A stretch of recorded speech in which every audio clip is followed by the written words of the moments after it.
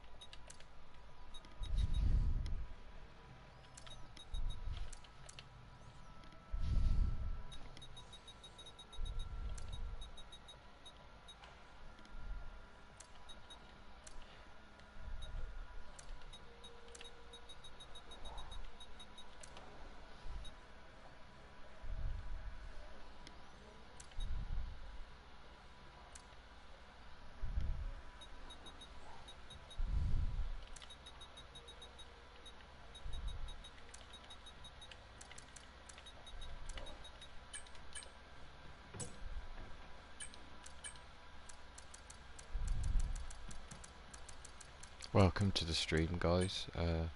We're here at Australia for round 3 of season 3 in this career mode on F124 with Mercedes. Lewis Hamilton has won both of the first 2 rounds. Currently in his new Aston Martin team for this season, leading the championship, of course. Over his teammate Fernando Alonso, who's finished second in both races.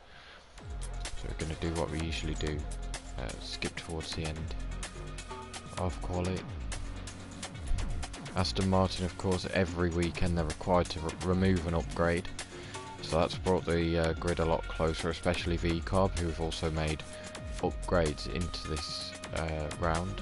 The same with Red Bull as well, and ourselves. Interestingly here then, we've only got one VCarb in the top 10, and that's Sainz. But both Williams, of course, because it's a high-speed circuit now, Australia, both Williams of Gasly and Albon in the top 10. So, yeah, Red Bull's made improvement into this weekend, as have Ferrari, of course, because they've been nowhere recently. Leclerc has been battling for the championship in the past 2 seasons, and this season he's nowhere near.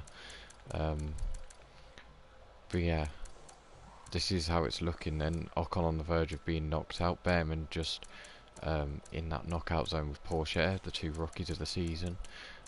Russell, our teammate, there in 13th. Someone's gone a bit quicker, and that's Zhou. Zhou has gone P7 in the Sauber, which is a big shock. Sauber making upgrades though into this weekend. I think a lot of teams have, to be completely honest. Let's look at our engine, not that we can change it now anyway. It's pretty worn on the ICE, but we're just going to have to put up Standing by.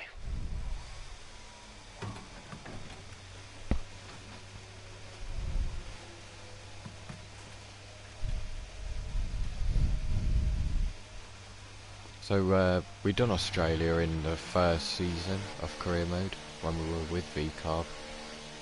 From what I remember, it didn't go very well. Last season we missed it out, and this season we're back again in Australia. So yeah, hopefully we can make up for the other season when we were in a much slower car. Let's hold on, do the camera.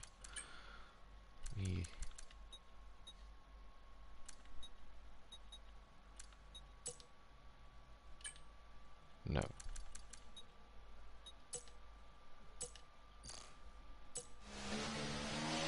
a bit better. Yeah, I prefer that.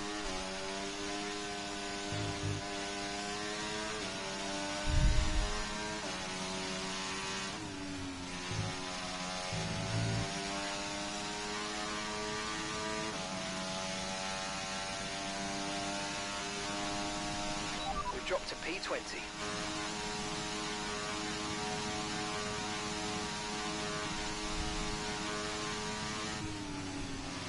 We'll put ourselves into standard mode for the last sector, so we can have a bit of warmth in the engine.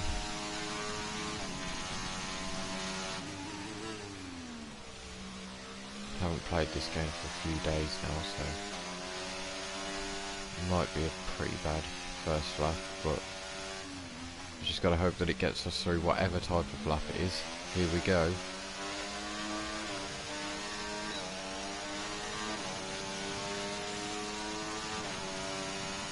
There's a yellow flag down here.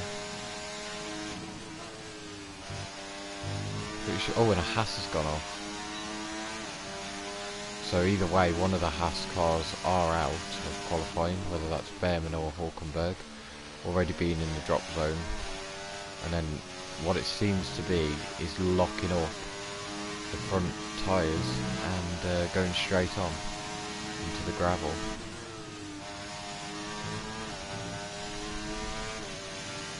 So obviously the brakes not warm enough, or the tyres.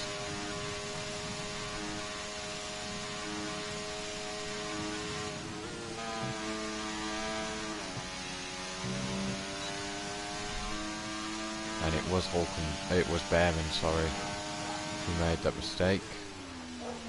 So sorry about any background noise. Okay, there's 2 minutes left in this session and we're in the drop zone. We need a quick lap or that's qualifying over for us.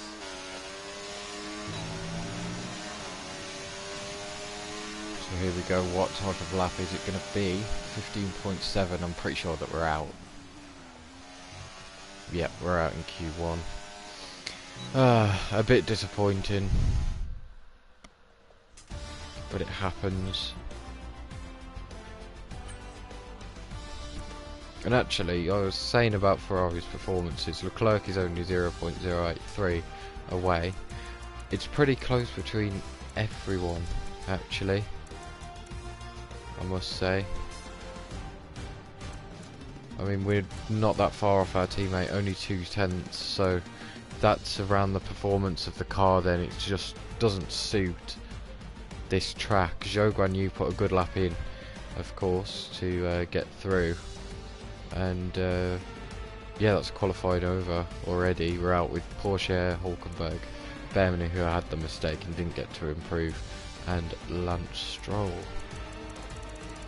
So yeah, really disappointing, but with how close the grid is, and our first quali session on the game in a couple of days, you know, it's at least it is at last.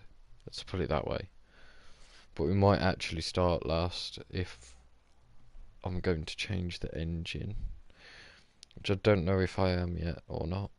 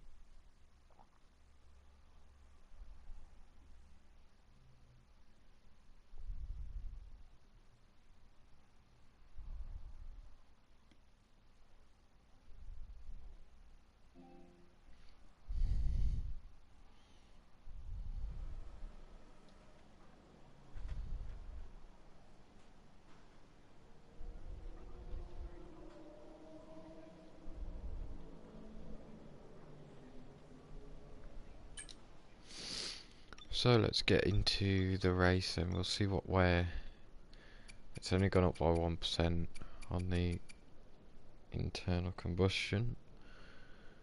So we're gonna stick it out for this race. Hopefully it's a good one, and yeah, fight our way through the pack.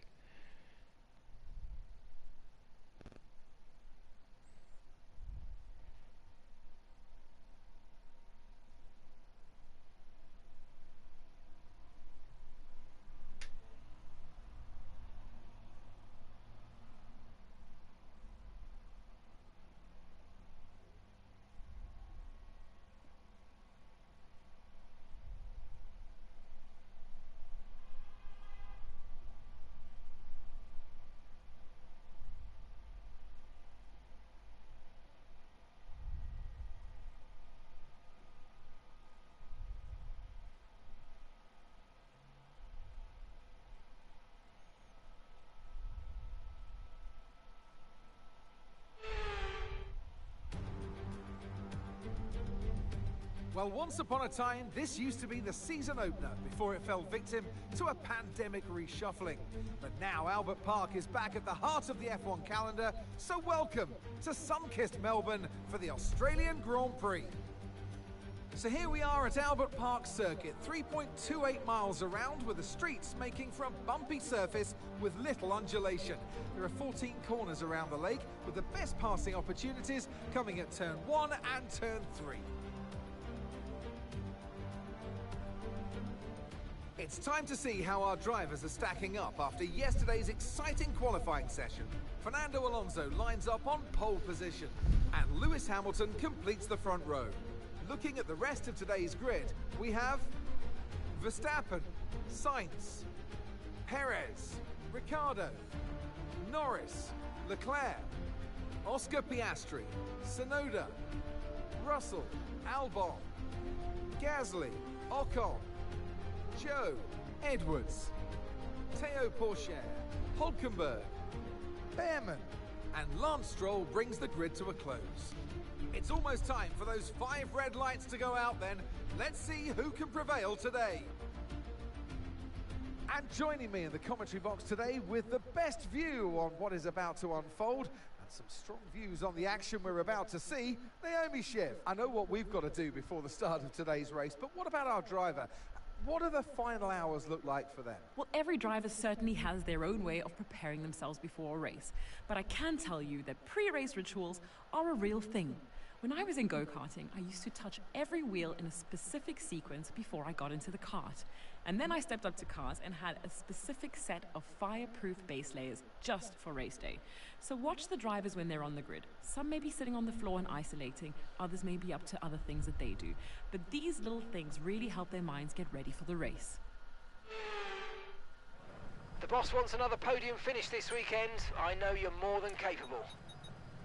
So then, of course, coming off the back of our first podium finish for Mercedes, we start P16 in this race, and apparently the team wants another podium. So I don't know what they've been smoking, but I want some of whatever they are on, because from P16 it's a pretty impossible job unless safety cars fall into our hands. Of course, we have increased the safety car as it was on standard before, and whenever there was a DNF or a car in a stupid place, there would be yellow flags. No VSC, no safety car, no red flags. I'm pretty sure throughout the whole of last season we had no red. So yeah, let's everything's on increased. Let's hope that that plays a part into the race, make it a bit more exciting. And yeah, let's get into it. It's a one-stop medium to hards. So let's go.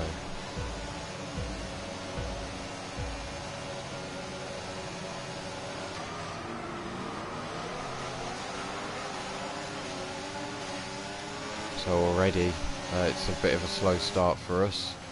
We're going to try and keep it clean now into turn 1. It's a bit close. We get pushed to the inside of the corner there, and we lose 2 positions off that start there. So not ideal. But we're going to send it back down the inside of 2 cars. There's a bit of contact with Joe there. No damage done though on our car, which we're pretty lucky for, to be honest. So we send it up the inside of that corner there, give him a bit of a taste of his own medicine for turning in both times on us. And we're up into P16 once more.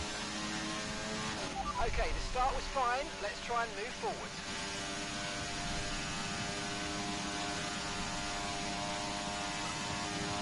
There's a Ferrari and a McLaren going side by side through this section, which is slowing everyone up. As we get a couple of goals through, and we didn't mean to go for that move, but we've gone for it anyway. The pack slowing down a lot more than I anticipated, but it's got us a position there, and we're up into P15. Next up is the rookie of Pourchaire in the Alpine. Still an all-French lineup at Alpine then, with Ocon being his teammate. This lap. We can use DRS when you're within 1 second of the car ahead and in the DRS zone. As we get a warning for exceeding track limits there. Not meaning to do that, of course.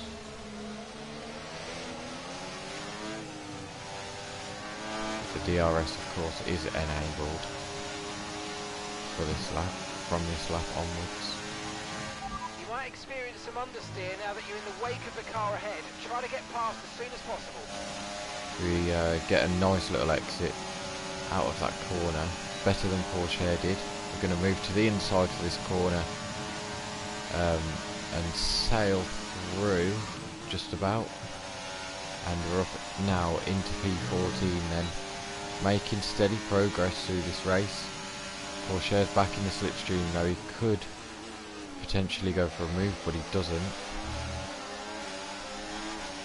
The leader's completely getting away with this one. The 2 Red Bulls, the 2 Astons and the 2 V-Carbs, the top 3 in the R&D charts, of course.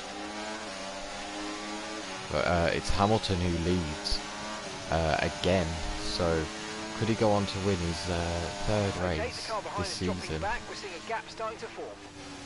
Oh dear. And I guess we'll never know.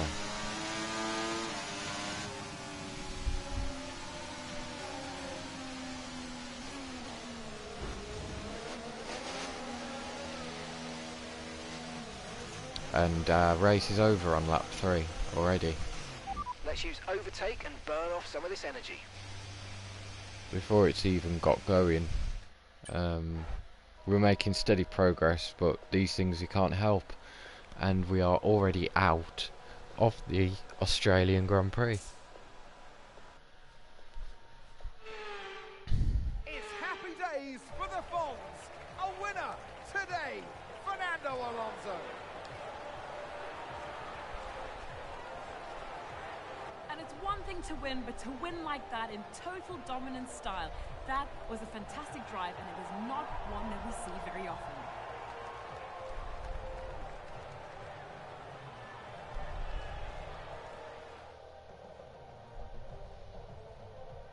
The Aston Martin team will be very happy with today's performance. And of course, the final result. Another display of excellent driving and excellent teamwork. And a well-deserved first place finish.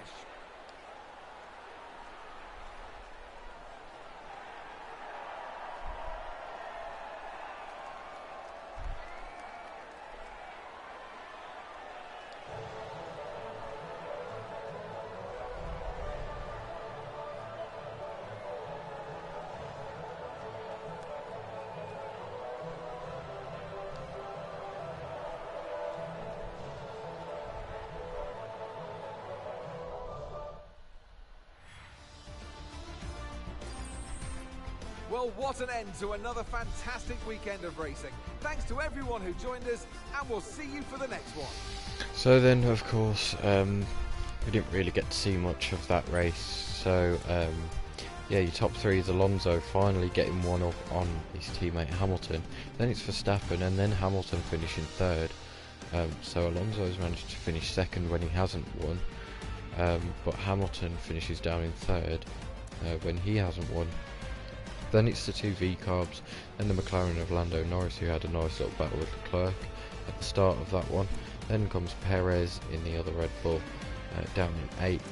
Then Piastri and Tsunoda round out the top 10. Russell getting no points for Mercedes, just a pretty bad weekend for us. Same for Williams and Alpine. And yeah, ourselves and Zhou, who found ourselves in a bit of a tussle early on. The only 2 DNFs of this race, so there's a championship. 66 points is the amount that Hamilton is on.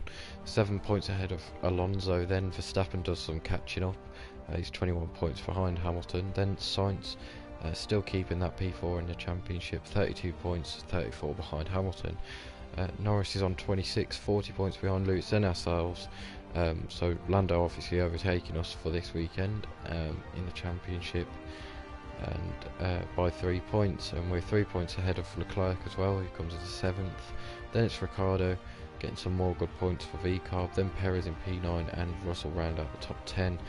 Piastri, Albon and Tsunoda are the last of the point scorers, and yeah, you've got 6 drivers still not scoring. Aston Martin still lead then over Red Bull by 70 points, only 7 points ahead of V-Carb.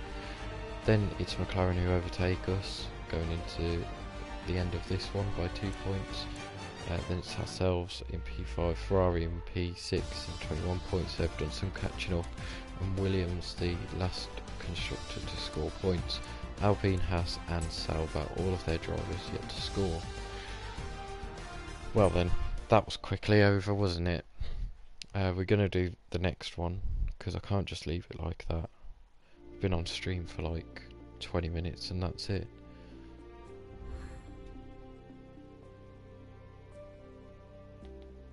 But we've lost our rivalry against Alonso, which was intense. So we'll lose some focus for that. We actually go up on our stats for some odd reason, but our focus goes down, and we go back up to level 88. So, quite a weird one that. But I'm not complaining.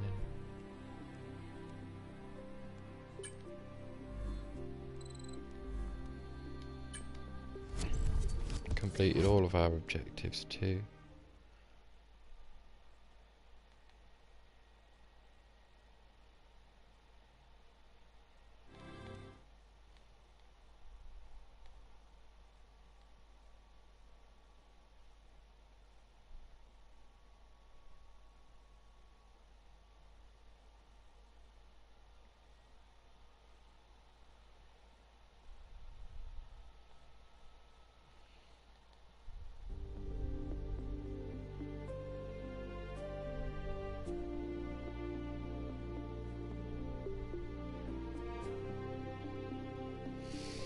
So then, let's see what failed on the car. It was the MGU-H, so not even anything to do with the ICE, which we're going to change going into this weekend, and we'll set our goals. Which race is it? China. Yeah, we should be able to do that one. It's a sprint weekend, of course, as well.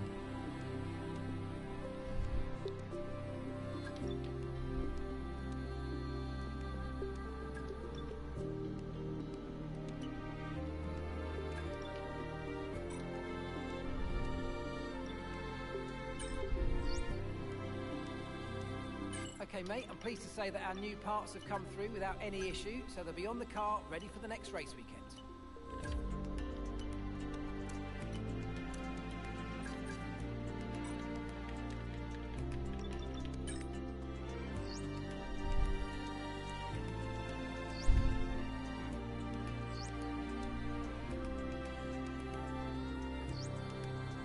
So we're getting a lot of upgrades in before China, which we definitely need.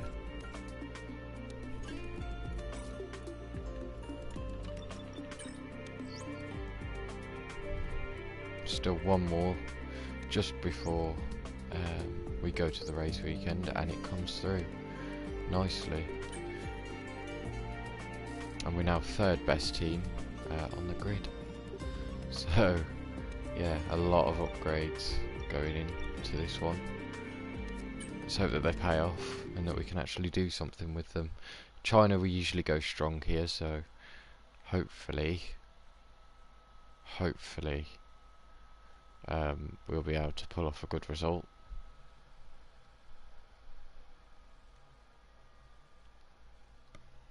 In both the sprint and the normal race, actually.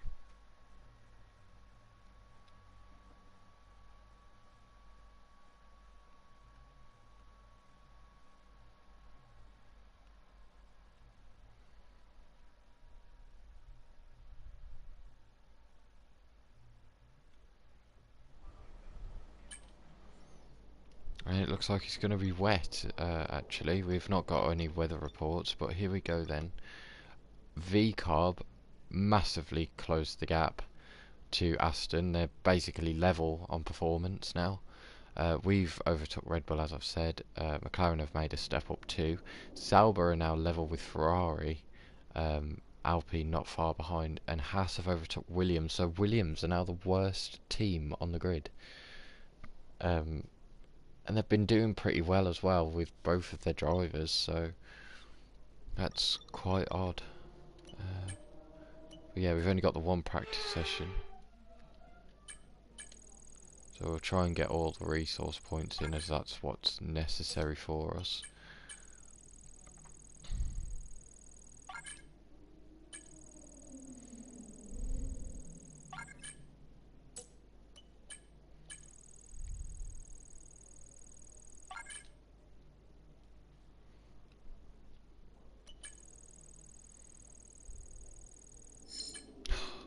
Crap.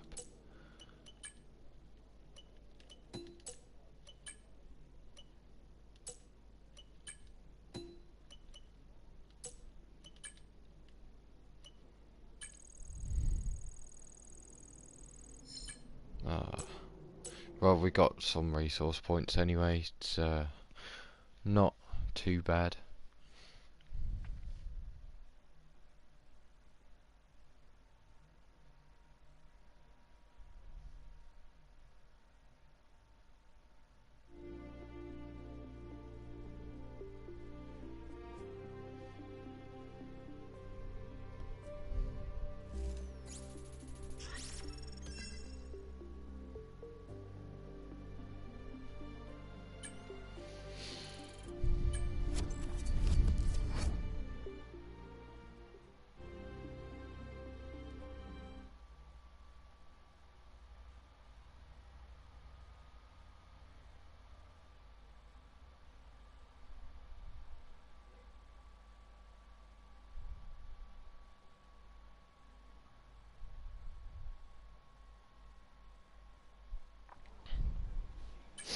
So let's go into sprint qualifying then, see where everyone filters out in the it's quite a big change around, to be fair, going into this one, so be interesting to definitely see where everyone stacks up.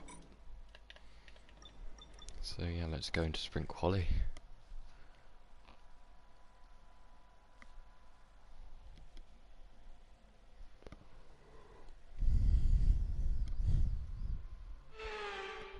Now here's something we haven't said for a little while.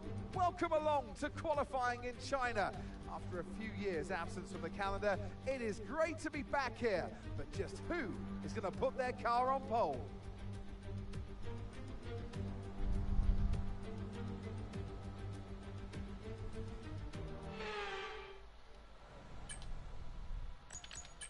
So let's get that set up on. Of course, there's rules in sprint where we can only use mediums for SQ1, mediums for SQ2, and then finally the soft tyre in SQ3.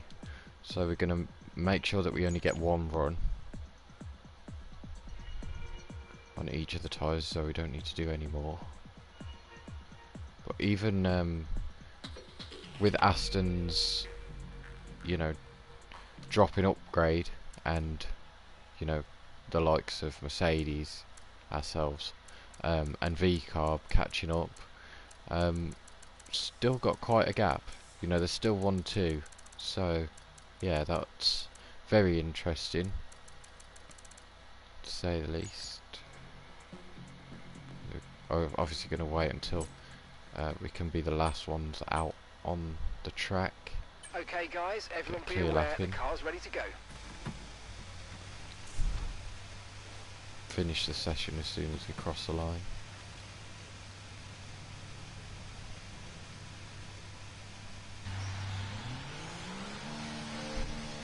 Yeah, the confident ones staying in the garage then, both Red Bulls, Russell, McLaren, both Astons and both V-Carbs as well.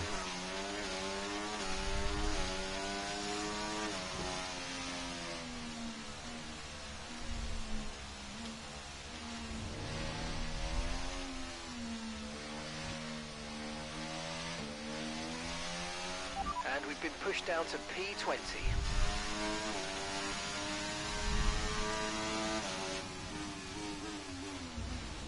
We just changed that camera again.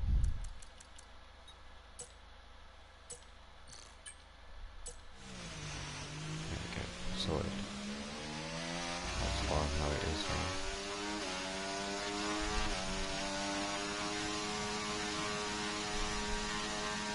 Yeah, we really didn't have a lot of track time in Australia, did we? We only had the one flying lap in qualifying and then literally 2 and not even a sector laps in the race before our engine blew up, so yeah. At least we've got like a completely different car coming into this one, I guess. You know, with all the upgrades and stuff. Anyway, let's try and not make it 2 knockouts in first parts of qualifying. Of course, this is only the sprint qualifying.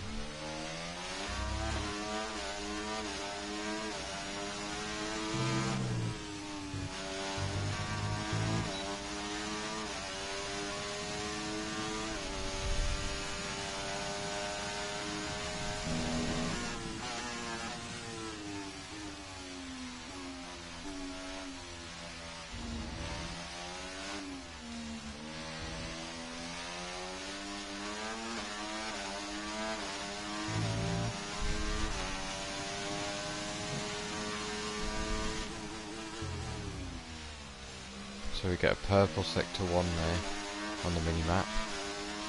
So it's been a good lap so far, even though we've had quite a bit of understeer.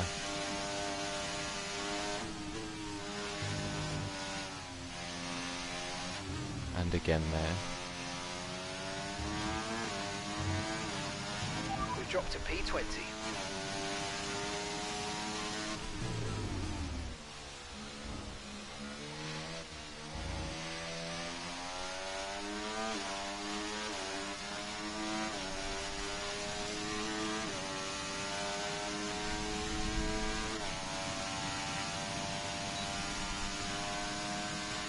Both Hasses, I'm pretty sure that they haven't improved. So they're going to be back of the grid as long as we don't mess up this lap.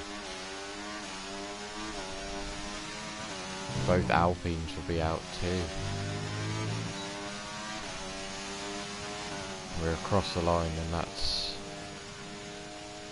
P3. We're through. What a relief.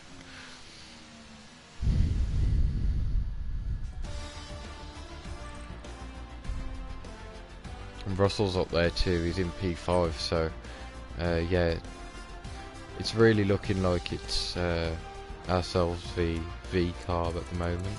Both Williams, despite being the worst team on the grid, they're through. P12 and P13 are quite safe, to be fair, a lot more safer than Tsunoda, and Stroll and Zhou got the exact same lap time, and that's the difference.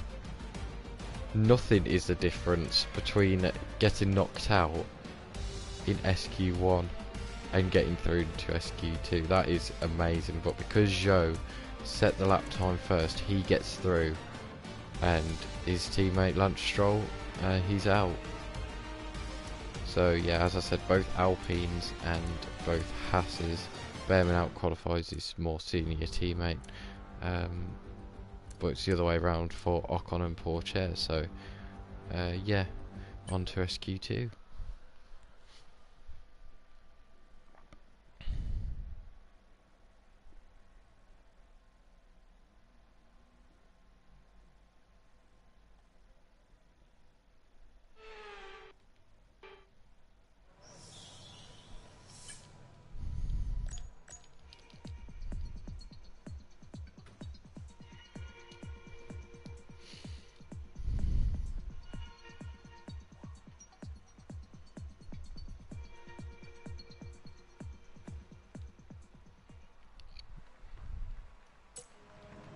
So then let's get back out on track. We're set.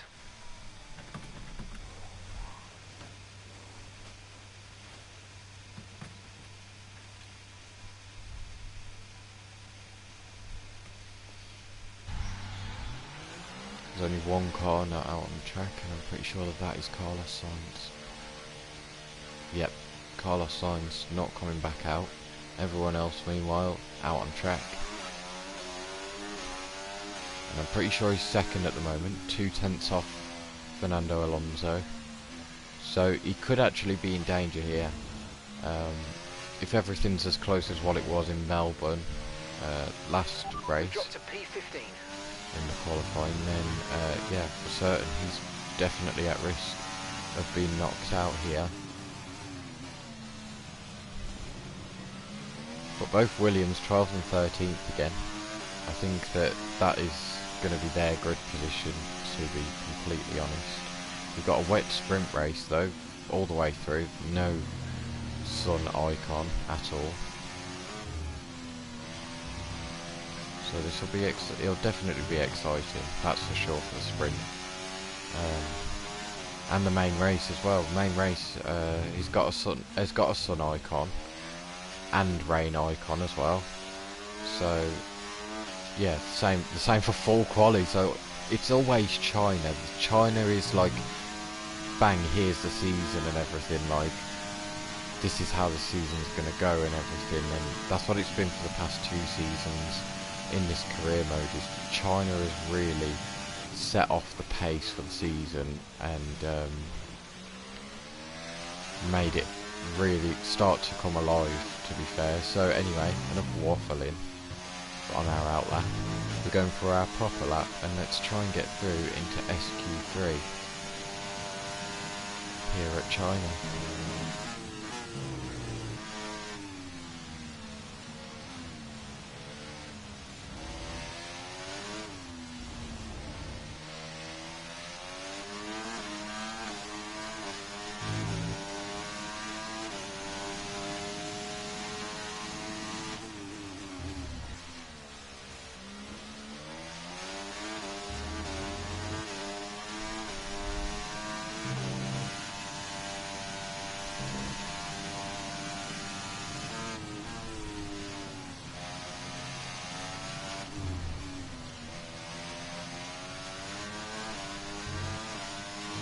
Right, that's us pushed down into P15.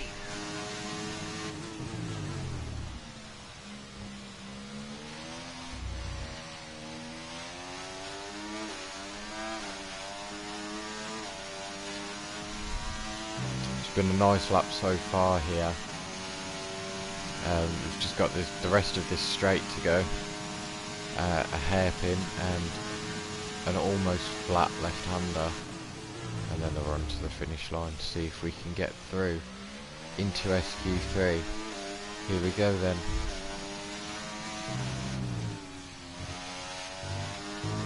Keep it nicely in the traffic limits here and across the line. It's a 30.3. What position is that? And it's P6. We're through into Q3 now. SQ3 rather. And let's see who got knocked out. I'm pretty sure Piastri was one of them. Let's see who the other driver is. It's probably Tsunoda. Yeah, so Alonso quickest in that session. Then it's Hamilton. Then Leclerc up in P3. Then our teammate Russell in P4. Sainz in the V-Carb in P5. Ourselves in P6. Verstappen P7. Norris P8. Ricciardo P9. And Sergio Perez just about keeping in SQ3 by 0.08 of a second. So yeah, it's pretty close, that's for sure. Tsunoda, Piastri, Albon, Gasly and Zhou all knocked out, but you know, the top 12 separated by under 7 tenths. It's pretty amazing, and like the top 9 separated by under 4 tenths as well is insane. But here we go then, we're going to go into sprint qualifying 2. I'll check the comments. Right, so hello Romero Roberto. I'm sorry, I do not know Spanish. Yeah, I think that's Spanish. Rahul, hi there. And the soft tyres are only an option in SQ3, which you can see there. You know, in SQ1, because it's a sprint quali, the mediums are the only tyre you can have. Same with SQ2. But then SQ3 you can go full fully into it and you know, set the outright pace on the soft tyres. So I quite like that. I really do. Save the best tyre, the fastest tyre till last. See what actual pace you can do. But anyway, Hamilton is only quicker by 0.02 of a second over Alonso, and then Sainz less than a tenth behind him. So we're going to go out on track. Hamilton has no fastest sectors, yet he is the quickest driver by 0.02 of a second.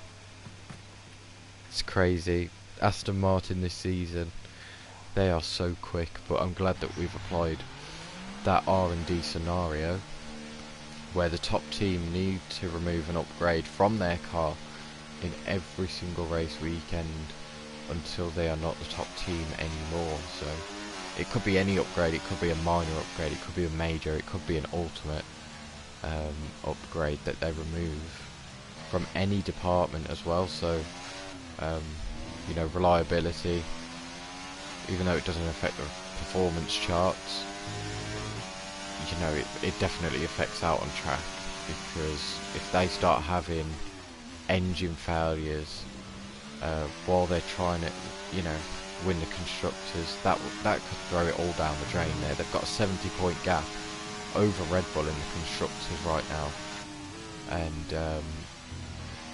this is only the 4th race.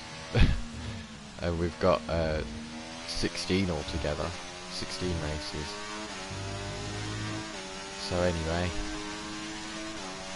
we're going into sector 3 now. Turn off our engine to standard, get a bit of heat. I think it's at optimal temperature instead of cold.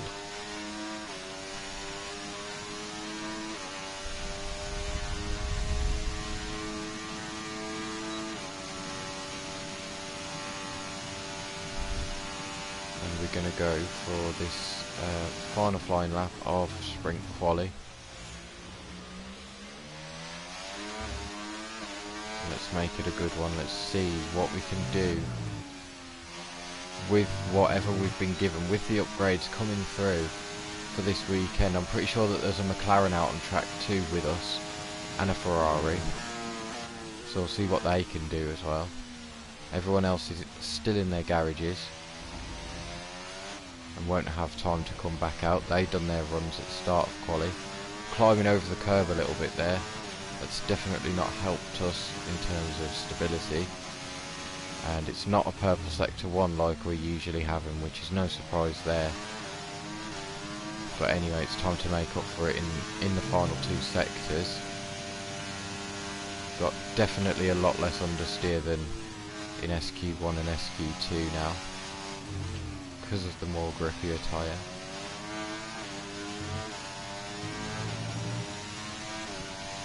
It's across the sector line now. It's not purple, but it's quicker than our teammate Russell.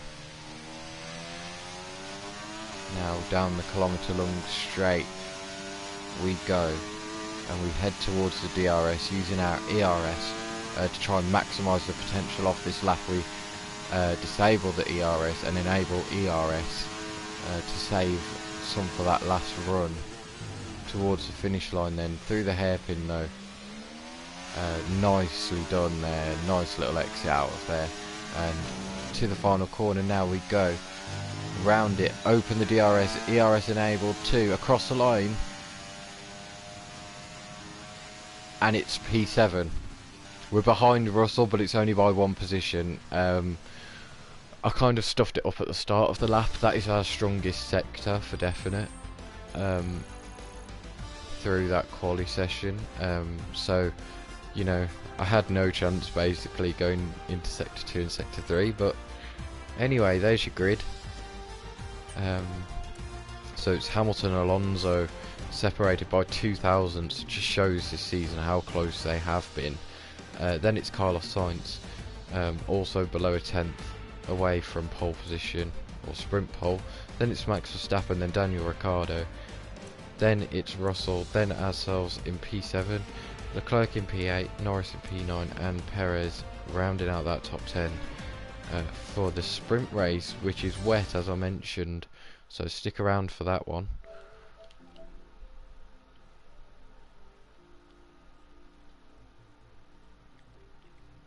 yeah, I could only use soft in that session.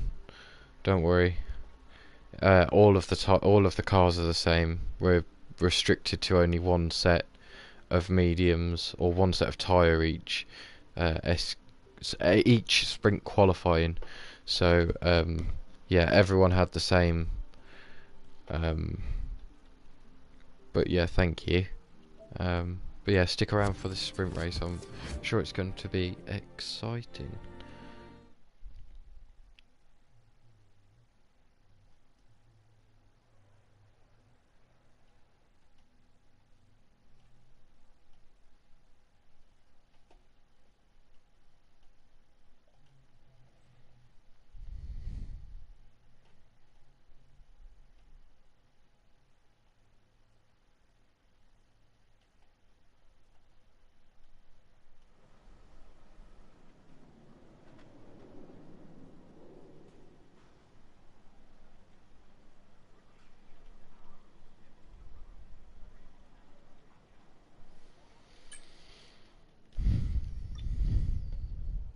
We've finally got our weather reports in.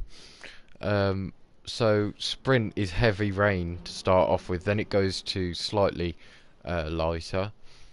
And the main qualifying, it's really interesting, that forecast. Light rain, then heavy rain, light rain again, and then it goes completely sunny. And then for the main race, it's sunny until I'd say about midpoint, and then it goes light rain, and then it goes a bit overcast again. So it's, as I said, China is always so exciting on this game. It's always brought up an amazing race in both the sprint and in the normal race, and it's set off the season properly for sure. So anyway, let's wait for the commentators to do their intro, and then we'll get into the race.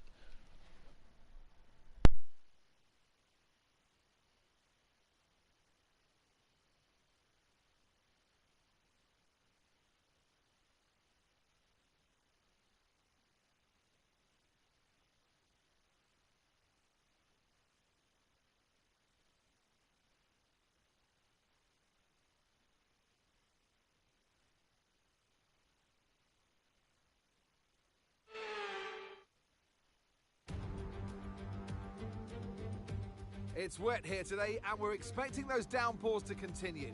This will make for a difficult sprint for all the teams.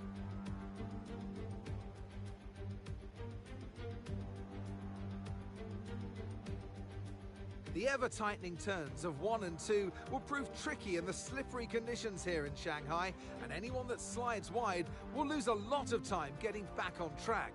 Turn 14 should still be the best place for overtaking, but we'll have to see some improvement in the weather before the drivers can take advantage of that DRS assistance.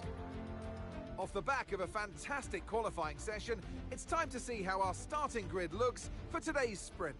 Lewis Hamilton lines up on pole position, and Fernando Alonso completes the front row. Moving on to the rest of the grid, we have Sainz, Verstappen, Ricciardo, Russell, Edwards, Leclerc, Norris, Perez, Tsunoda, Oscar Piastri, Albon, Gasly, Zhou, Stroll, Ocon, Théo Pourchaire, Behrman, and Nico Hülkenberg rounds off the grid. Which of these drivers will get pole position today? We'll soon find out. And alongside me in the commentary box, my old friend, Anthony Davidson. Well, they say that a change is as good as a rest, and whilst there's not much rest on show in the sprint format today, there's definitely a change to what we're usually seeing on the track. Now, you're the racing driver in this partnership, so tell us about this racing driver. Put us in their shoes. How are they going to be feeling? Well, you've got to be prepared, Crofty. Before you even step foot inside the car, you've got to know, you've got to have a pre-race game plan. You've watched videos before you get into the car of previous races gone by. You know where you have to place your car if X, Y, or Z happens in front of you or behind you.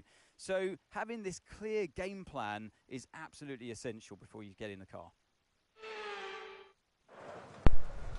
Okay, here we go. I know what you can do. Don't let me down.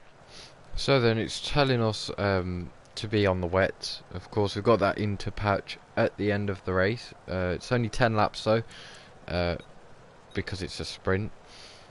So there could be a strategy in this. It just depends how quickly it goes to inters. So yeah, I'm kind of nervous about this one, in terms of, I don't know whether to try and start on the inters and, you know, maybe we'll come off better at the end, or whether that will completely screw us over, because the track is currently 24 degrees and fully wet, and the rain isn't going to stop. I mean, just like look at it. So we're going to get into this one then. Let's see what we can do. First wet race of the season, and it's a sprint, so let's go for it. We're currently inside the points at the moment,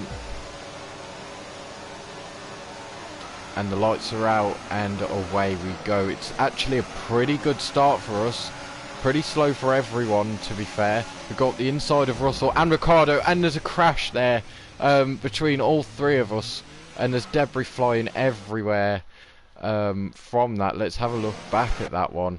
I mean, you can barely see anything. We're going to go on board with Russell then and see exactly what happened here. So it was just really sandwiched in between myself and Ricciardo. They've both lost their front wings.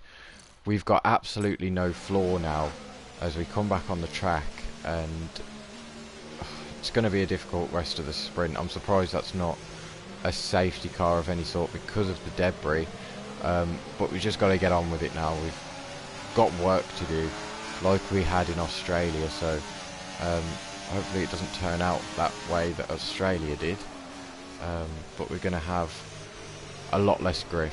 There's going to be a lot of oversteering moments, and I doubt we're going to get into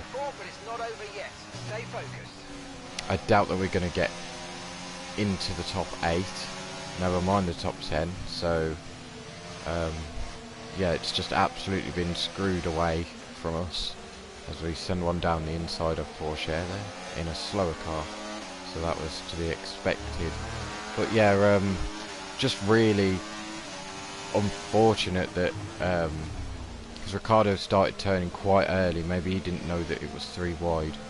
I thought I'd left enough space well and truly there for all three of us to get through that corner, because usually it can happen. And I went pretty late on the brakes too. I must admit, like, I genuinely didn't think that there was going to be any sort of contact made. But of course, Porsche is going to be quicker in a straight line because of our drag on the floor, with it being severely damaged. Yeah, really not the start we was looking for. It's definitely made it exciting, but that's valuable points lost in a time where we need to be, you know, gaining, as Russell makes it round to the pits, as I'm sure Ricciardo has as well.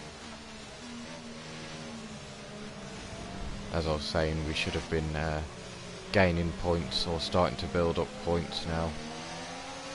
At a track where we're usually so strong at,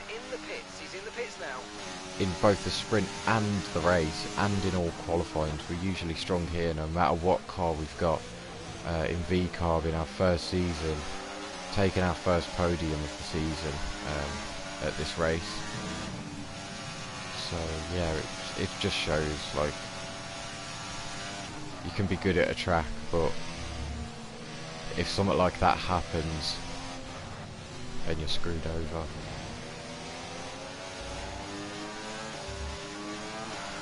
Use your overtake button more. It's time to utilise some of this energy. Come on.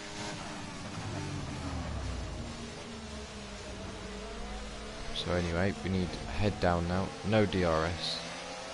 Which is going to hurt us down the straights, that's for sure.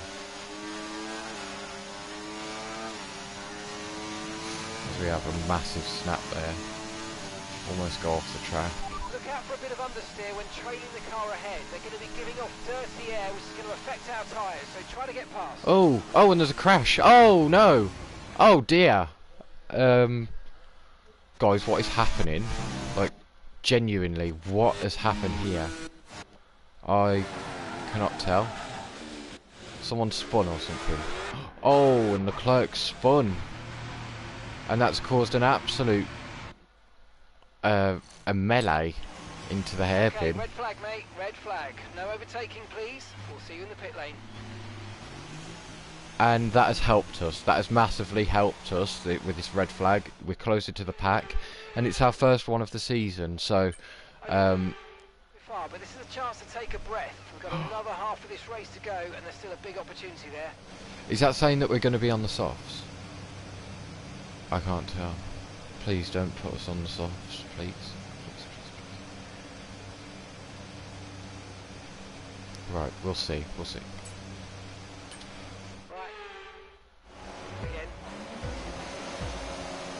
Okay, I reckon we could have gone on Inters here. But anyway, it's lights out once more. And away we go. There might be a strategy involved in this one now. As we go 3 wide towards turn 1, we've learned for that one. Just we were on the inside. As there's a yellow flag up ahead. Someone's really slowing down. As we get an illegal overtake. It's an Aston Martin. Which one is it? And it's Alonso. Alonso is out of the sprint race. The first retirement, even though we've had a red flag. And yeah, that's valuable points lost to Lewis now in the championship. As he is completely out of this one. There's nothing he can do. The underbody's incurred critical damage at this point. So we're in the top 10 now. The grid has shook up a little bit after that pile up from Leclerc. Leclerc's still up in 4th, by the way. I might add. So after causing an absolute travesty at the hairpin, Okay, clear. he's still sort of gained out of it in a way. But there's a lock up here, or a little battle going on between Perez and Piastri. So that's slowing the guys ahead down a lot more.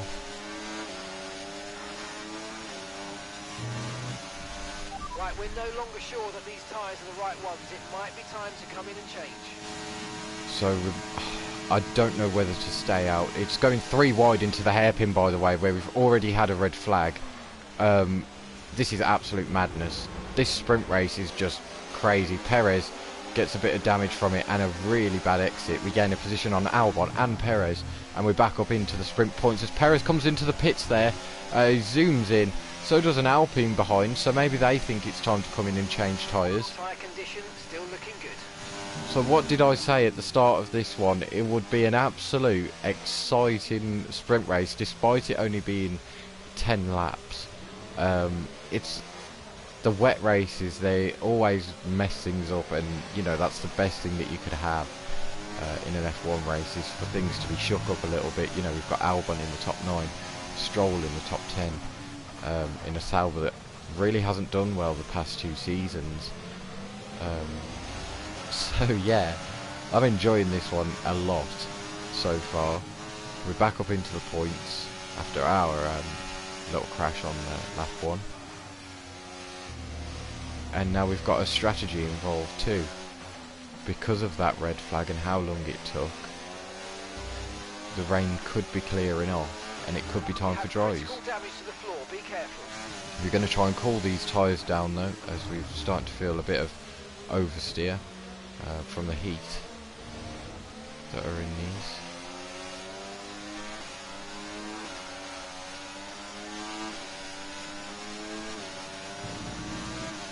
So I don't know if there's been any sort of penalties. A few teams seem to be putting intermediates on now. Come on, let's go and switch over if you need to. As Albon going for the move there, really nearly loses the back end. As we're really late on the brakes into the hairpin, trying to get the car slowed down. And Albon just has to give in for that one. Let's see if anyone else comes into the pits. No one does. So everyone's staying out for the wets. I don't really want to risk anything and come into the pits where it's absolutely not necessary just yet. You know, if it's going to go dry at the end of this one, what's the point in putting the intermediates on and then going to the dries? We'd just be losing more time. So I'm going to stay out. I'm going to put up with the pain of having full wets that are overheating, even though that is usually my worst nightmare in the F1 game. We're going to have to do it if we want to pull off any points in this sprint, even if it's just the one, which we're in the position to do that right now. But of course, we've got Yuki Tsunoda ahead of us, and yeah, he's not had the best of starts to a season so far. I'm pretty sure it was the same last season when he first went into Ferrari, after being our teammate in the first season for VCarb. But Hamilton completely sailing away with this one. He's gapped the VCarb of Sainz and the Red Bull of Verstappen by a lot. So yeah, he's just completely turned off this season after having 2 bad seasons with Mercedes and only getting like podiums and a couple of wins here and there. He's completely on form now, back in his prime. And of course these are his conditions. He knows how to keep his tyres in the operating window. By 5.6 seconds. So of course Russell, that red flag helped him out as well, as we look for a little cheeky send on Tsunoda back up into P7 where we qualified. But yeah, as I said, Russell and Ricciardo both able to catch up because of that red flag, and they're going to start making their way through the field. 2.4 seconds. Of course, we're going to do less damage to our tyres now that we've got that move done on Yuki Tsunoda, as we won't be sat in the dirty air and making our tyres overheat a lot more. We've got the next car 2.2 ahead of us. But yeah, this floor damage, it doesn't feel too bad. I remember the same situation happened in COTA last season, where our teammate Alonso crashed into us, gave us some line floor damage, and then Leclerc did the exact same thing at the end of the straight and turned into us, causing us to spin and have the damage. And the line damage actually feels worse than having full red. So I don't know what that is. Maybe a little glitch in the game. Shouldn't be happening, but we can't do anything about that. And yeah, maybe they need to get that fixed, but at the moment we've got to capitalise on the game. Okay, information on Sainz. Okay, they're slowing down. It seems like there's some kind of problem with their car.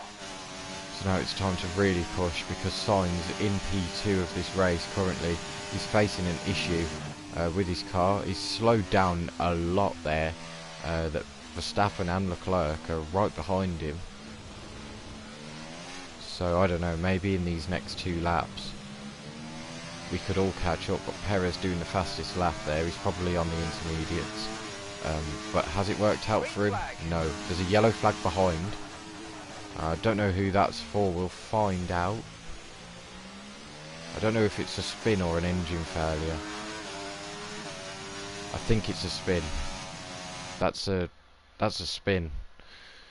So once again, the tricky wet conditions getting a hold of someone, and it's Zhou, it's the home favourite there, and he spins in the middle of the track and causes another pile-up. Ricciardo and Russell getting caught up in that one, and they've dropped way back down the order once again, and Ricciardo's just stopped there now. He's just like fully given up, and I don't blame him. He's had a absolutely horrible race. The same with Russell, but Russell carries on with Zhou. No red flag for that one, and no safety car either. But yeah, this sprint, it's been action packed. You know, we've had 10 laps, or almost 10 laps, and it's just been non-stop action basically. Okay, gap ahead, 2.6 seconds. And we've still got, of course, the situation with Sainz having a problem. We could catch up to him, because from how far he's falling back, that problem must be really significant. You know, even the 2 McLarens ahead of us are almost catching up. I don't know if, yeah, Ricciardo got going again after that Alpine went past him. Behind us, Albon is looking to overtake Tsunoda for that extra point. in the sprint race. Leclerc has got past Carlos Sainz, so now passes him down basically to the two McLarens, as we get a lot of oversteer there nearly on the grass, and a bit slidey through that final corner now. Final lap, push, push. Okay, so I've only just realised they were able to fix some of the damage to the floor during that red flag period. It's decreased it down to a dark orange kind of colour, and it's probably why it's not feeling as bad as it was before. So yeah, our tyres starting to overheat now, but it's the end of the race anyway now. Well, final lap. The two McLarens right behind Sainz. Through this sector we can capitalise on that, because this is not an overtaking sector really, unless you're side by side the corner before. So Sainz is slowing them down throughout these corners here. We've caught a massive amount. Could we go for a last minute or a last second overtake? Coming in for inters. It's touch and go, but could be worth a risk. We'll be ready for it if you want a box. Because Piastri and Sainz going side by side already before the straight. So that problem for Sainz really taking a toll on his race here, if he's being overtook there, around the outside as well for Piastri, and he's got that move done. As we go down the straight now, Norris is looking to get that move done on Sainz. He pulls out to the right hand side. Sainz tries to defend, but he can't really do much in a straight line. Hamilton rounds the final corner and crosses the line to win the sprint race, the first sprint of the season, and yeah, by a country mile. I don't think we'll be able to get Sainz here, as we're not close enough. No, but it's P7. We've finished where we started, despite a bad start to the race for us. So that wraps up the sprint race, but there's still more action yet to come this weekend. We've got qualifying and, of course, the Grand Prix. So then, there's your results. Hamilton, Verstappen and Leclerc is the top three. Piastri made his way from P12 up into P4 there. Then it's Norris's teammate P5, Sainz with that late problem and late drama for him, P6. Ourselves in P7. Albon moves up from 13th to 8th. He scores the last point off Yuki Tsunoda. Gasly rounds out the top 10. Stroll gets his season best of 11th. Porsche in 12th. Then Hulkenberg 13th. Behrman in 14th. Perez, who pit for Inters quite late on. It didn't work out for him. He's down in P15 now. And Russell, who had that crash at the start of the sprint race and into the side of Zhou towards the end of the race, finishes P16. Then it's Ocon in P17. Zhou Guanyu, of course, who had that spin, and Ricciardo also getting caught up in the lap 1, and the Zhou Guanyu crashes. And then Alonso, the title contender, his DNF and loses out 8 points to Lewis Hamilton. So let's look at the standings after that sprint. Hamilton leads now by 15 points over Alonso. It's Verstappen only 22 points behind him. Sainz loses ground because of that problem towards the end of the race, and that means that Norris is only 5 points behind him. Leclerc in P6 then, only 1 point ahead of us. He overtakes us because of that sprint race as well, and him finishing on the podium. Then it's Ricciardo in P8, Perez in P9. Piastri moves himself into the top 10 with that great drive in the sprint race, and Russell outside the top 10 now in P11, and Albon and Tsunoda the only other 2 point scorers still. On the constructors, Aston only actually gained 1 point on Red Bull, because both of the other 2 drivers for Aston and Red Bull were out the points. Then it was VCarb, they're on 51 points, 11 points behind Red Bull now instead of 7. Then it's McLaren, then ourselves in 5th. Ferrari catching us though, only 2 points behind us. Williams on 2 points with that extra point that Albon scored this weekend.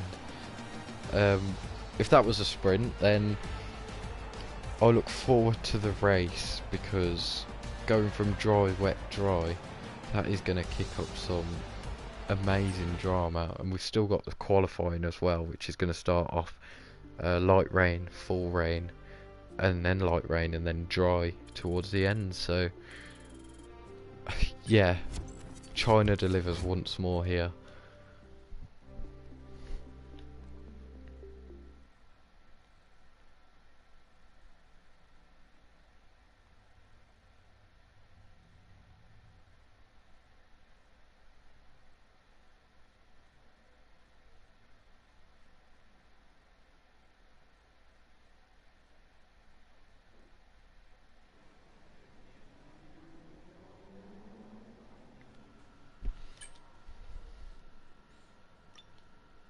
So there we go then, the forecast has completely changed now for qualifying.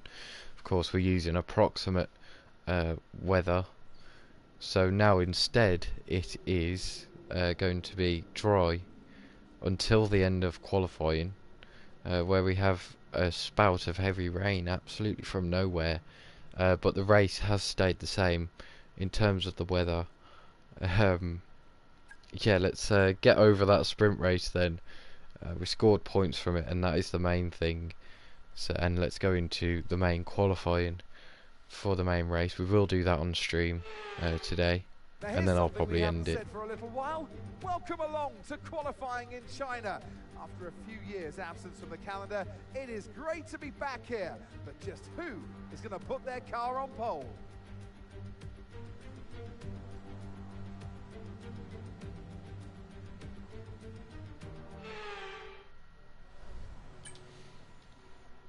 So here we go then. Everyone back here, all 20 cars, all ready to go again here at China. So yeah, let's not get our hopes up for this race, because it might not be as good as what we're making it out to be if we keep our hopes up. So let's just you know, keep it on the down low at the moment. Currently we've got Ocon in the top 10, which is very weird. So let's go out on track then and get this underway. Okay, let's go. That rain not seeming too far away though, even though it said it would be at the end of the session, at the end of Q3 even. That rain not far away, but it's still really sunny, and this is probably the sunniest that we've seen it this whole weekend, because sprint quali was quite overcast, the sprint race was fully wet and inters towards the end, and now we're finally getting some sun here at China. And we've been pushed down to P20. Of course, no tyre restrictions then in normal qualifying like there is in the sprint. We get to use whatever tyre we want, whether it's medium or soft. We get 3 allocated softs, 1 allocated medium. That's on a normal weekend. I'm pretty sure that it's only 2 softs on a sprint weekend in normal quali and 1 medium.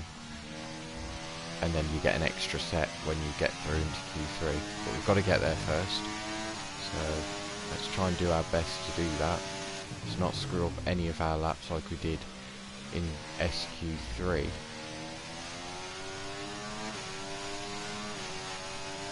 We'll enable standard mix now to try and heat up the engine now, instead of it being bone cold.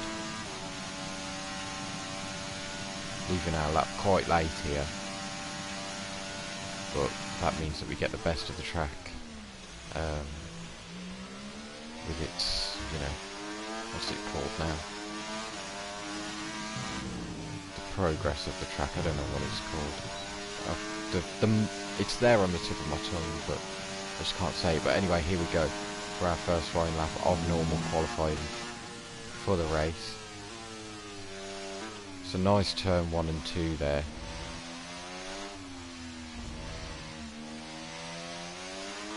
We don't climb over that curve like we did in SQ3. As now we head towards the end of sector 1. It's a purple sector for us. so already going along nicely.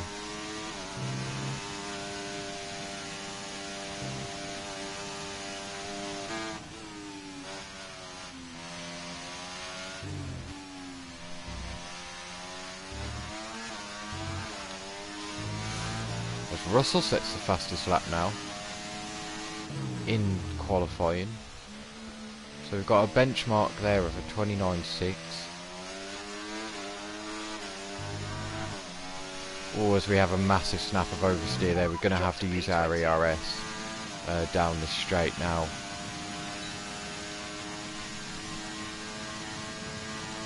We'll use it down to 40%.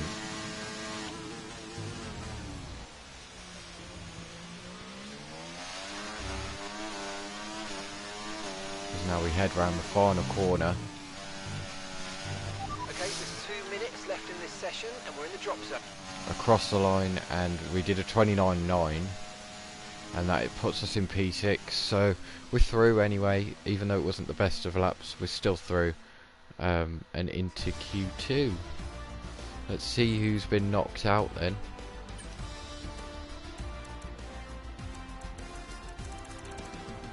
Wow.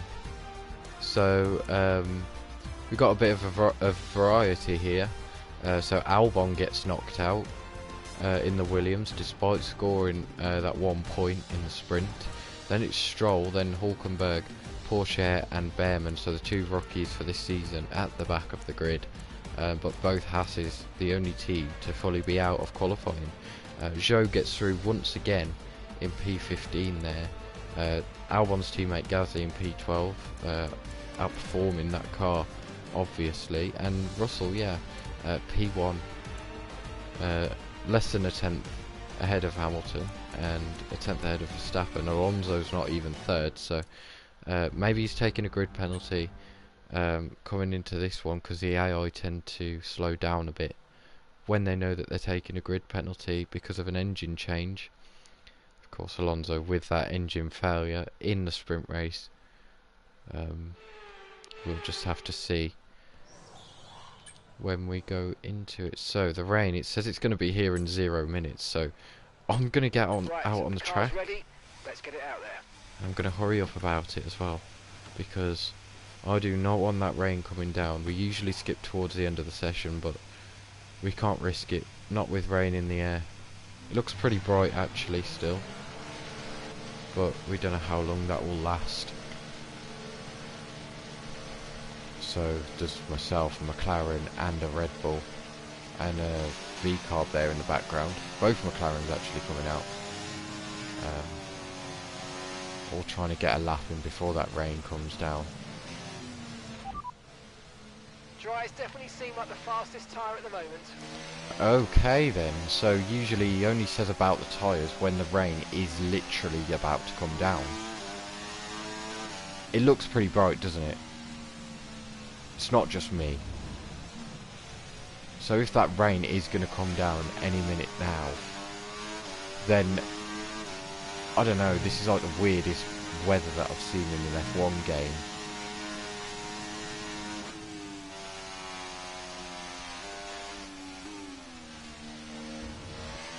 So we've got to hurry up now. It's going pretty misty, and the black clouds are starting to come over quite quickly. We don't want to give a slipstream to Ricciardo because he's already got quite a quick car.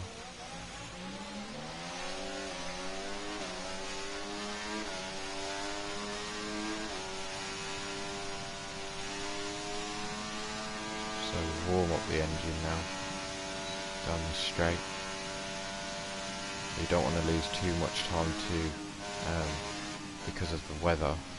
If that rain comes down, we're getting a slightly worse lap than what we would have if we'd have stayed ahead, so we need Ricciardo to hurry up about this lap basically. And here we go.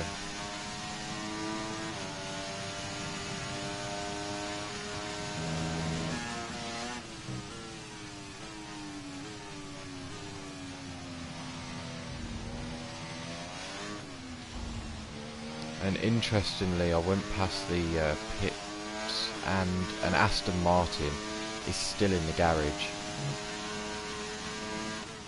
As we get a purple sector 1 there.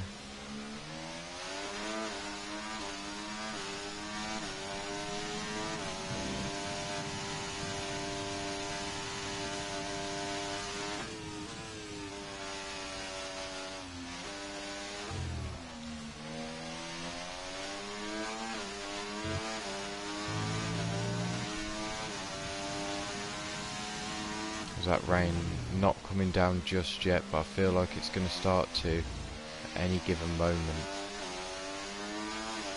and that will be till the end of Q3 now, as soon as it does start coming down. It's been a pretty nice lap, I must say. Doesn't feel rushed or anything.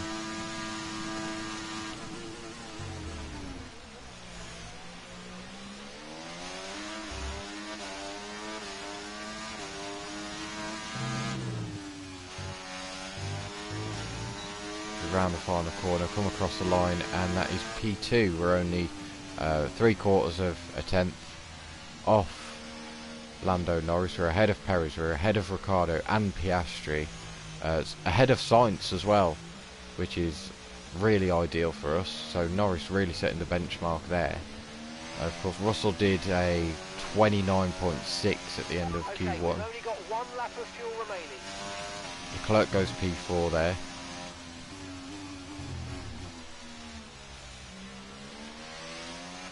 Weather report.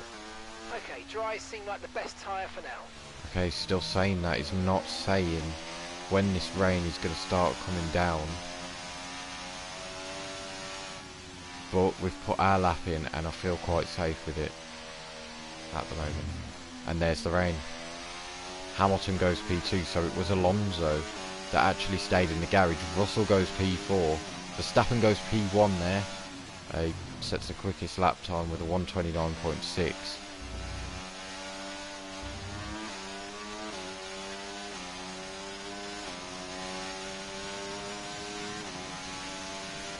Confirmed, we'll receive you at the end of this lap.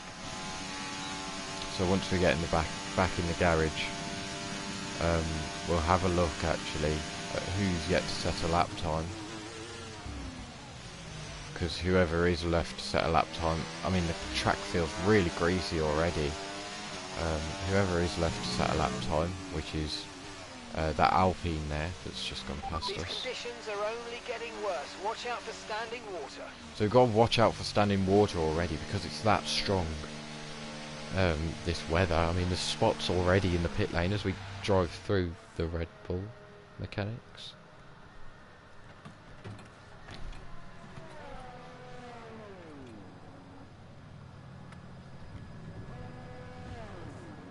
As the Ferrari does the same to us.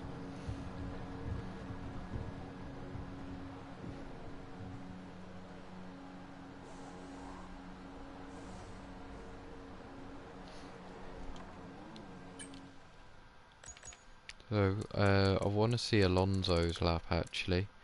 He's on the lap with Gasly and Ocon. That track is definitely intermediate tyres.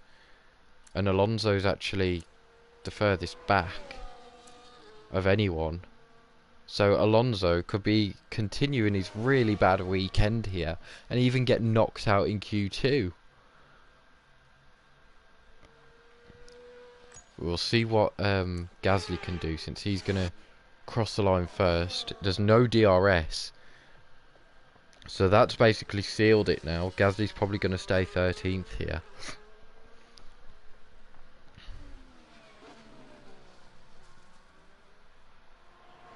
So around the final corner very slowly and across the line. It's a 1:42.0. Alonso is definitely out here. Ocon crosses the line, stays 14th. Alonso goes to the hairpin, even slower than what I saw Gasly go into it. Let's see this final corner then. Ooh, and he's nearly off the track there. It's the spray coming off the tyres. It's that strong, and it's P15. He's even further off the pace there. He must have had a mistake in sector 2 because he's a 31.5 compared to a 30.7 and 30.6 from Ocon and Gasly respectively. And that last sector too, wow, that is it's already crazy in qualifying. But yeah, it's going to stay like this till the end now, as Ocon and Alonso go back out on track on the intermediate tyres. So they're thinking maybe they could get a bit more grip and a bit more time to gain ahead of Gasly. Gasly doesn't feel that though. He's staying put in that garage. I don't blame him. What's the point in wasting some of your components, because I doubt that they'll be able to really improve that much, and they're not going to get out into Q3 anyway. So a bit of a weird one. We're going to see this one out though.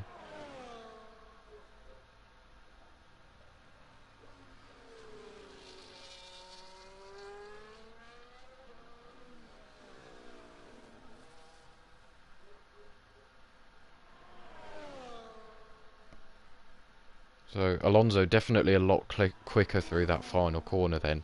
So maybe he could actually gain a lot of time. So we're looking for a 25.799, a 31.573 and a 47.995 to beat throughout this lap. See what our former teammate from last season can do. As he goes towards the sector 1 line. Let's see if it's quicker than the 25.7. It's a 26.7. He's a second slower through that first sector. Let's see sector 2 then. It was a 31.573.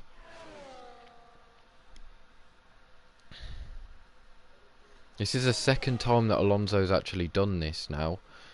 He done this last season. I'm not sure what track, I can't remember. Might have been Singapore or Baku. A 31.4, so he's quicker by just over a tenth, sorry. In that second sector. As I was saying, he done this last season. You know, we all had to get out the garage pretty quickly, and he did, but he made a big mistake on his lap and locked up and went straight on. Found himself P15, and then he had to go back out again on the intermediates, and he improved, but it just wasn't enough to get him through, and he started P15. Let's see if it's the same case again today though, as he now comes up to the final corner. Round it he goes, and across the line now goes P14. Let's see Esteban Ocon now as he goes across the line. He stays P15, so Alonso's gained himself one position there. He's 3 tenths off Gasly, but that is it. And also Piastri and Zhou are going to be out. I just actually realised Ocon didn't improve on his dry time on those intermediates. He was actually slower. But yeah, Piastri got himself up to P8. No, sorry, not P8. P6 or P5 in the sprint race, something like that. From P12. He's going to have to try and do it again tomorrow in the race. Because he's starting from P11. Zhou, the home favourite, starts P12. I'm sure that they'll be happy, China, to start ahead of a Williams and an Aston Martin. As that Sauber is really not the best car. But then here we go, it's a top 10 shootout. We've only got one Aston Martin, one McLaren, and the rest are all 2x2 Noah's Ark into Q3.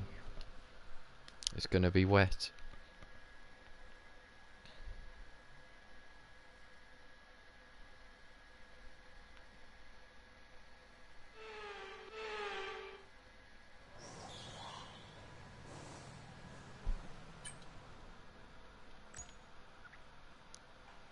Oh, and they're only giving us the wets that we used in the sprint race. So a bit controversial there. We should be able to actually get that set.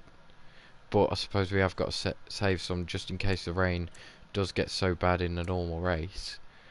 We're going to fast forward towards the end of the session, hope that it goes to intermediates,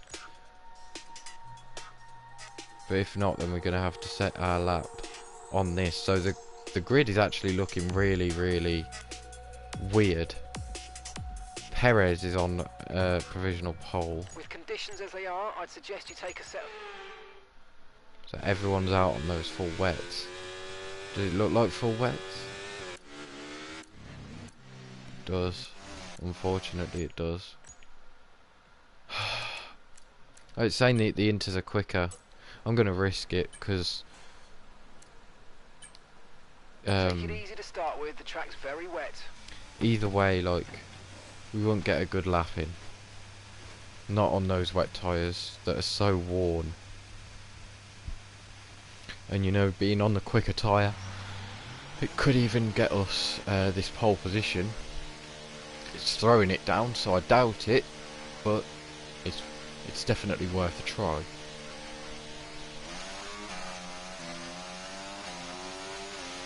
As I'm sure that Perez has actually stayed in the garage because he's cleared everyone by 7/10. It's a bit cocky. He's not been up there all season. And it could have just been the track improvement. But then again... Okay, the drivers on wets are starting to put in good times. It's time to change your tyres over to box. As I was saying, Perez, he pit in the sprint race for the intermediates, didn't he? So those wet tyres that he's gone out on and done that lap on probably aren't as worn as everyone else's, and that's why he's got such a good lap time compared to the rest of the drivers. And of course the other drivers having to go again on those sets because we haven't had access to our new set of wets. So it'll be pretty unfair if they do. So anyway, we're going to have to really give it our all on this interlap. It's really wet. I doubt we'll be able to make anything of it, of this lap, but it's worth a try, as I've said. I'd rather do this than go out on worn full wets.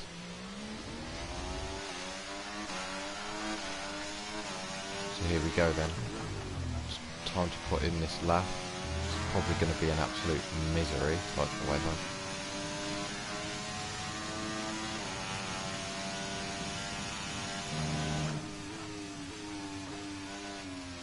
Turn 1-2 doesn't actually feel too bad, to be fair. It's not slidey like I was expecting it to be. It's just really understeery.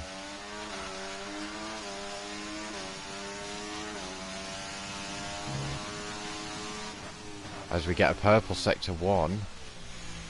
So this could truly be on for us if we keep it together. As no one's managed to go quicker than Perez, but Perez is currently on provisional pole still. And I say provisional because we could put in the lap that gives us the pole position. So either way now, this is going to be the first non-Aston Martin pole of the season. And it's a purple sector 2 as well. Absolutely flying along. We're about 2 seconds quicker than Sainz's time in sector 2 because of these intermediates. And that is almost the best car on the grid, that V-Carb. So here we go then, down this kilometre long straight for the last time on what's meant to be a qualifying pace, but this is very much not quali pace. Wet quali pace, let's just say. As now we head towards the final corner. We've had 2 purple sectors, can we make it 3 and a pole position? Here we go, across the line. And it's a 1:43.4. That is pole position. Fantastic, you've got pole position. And our first one with Mercedes. We got close in Saudi. We got that P2. Can we turn that into a win because we kept our position in Saudi Arabia? can we keep this position throughout the whole race tomorrow? But yeah, just look at that. Intermediates was definitely the right call in the end. Perez is on the front row with us, Hamilton P3, then it's Ricciardo, then Russell, our teammate, not far off Ricciardo actually, then it's Norris and Sainz, Leclerc, Verstappen, who's in that championship battle, remember, so Hamilton's got the high ground again over both of his rivals, and starts way ahead of both of them, and then Tsunoda rounds out the top 10. Wow, this is really set up for an exciting race. It's very mixed up grid, 4 different constructors in the top 4. I can't wait for this one.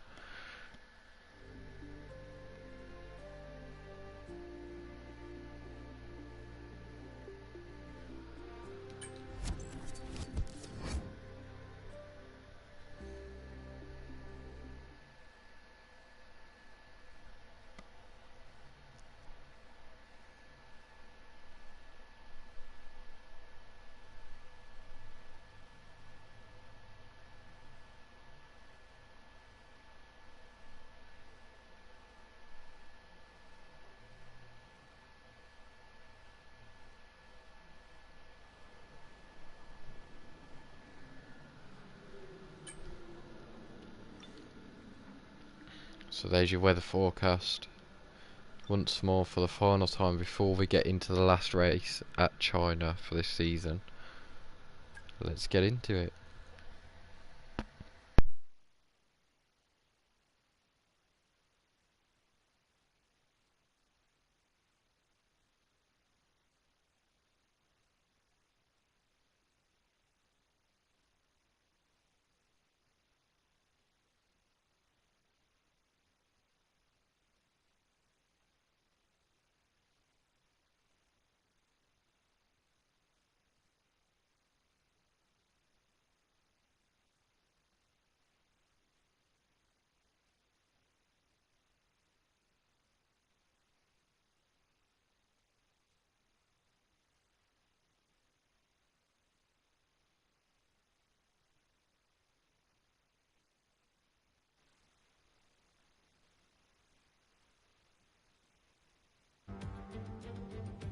It's time again then for Formula One in Shanghai.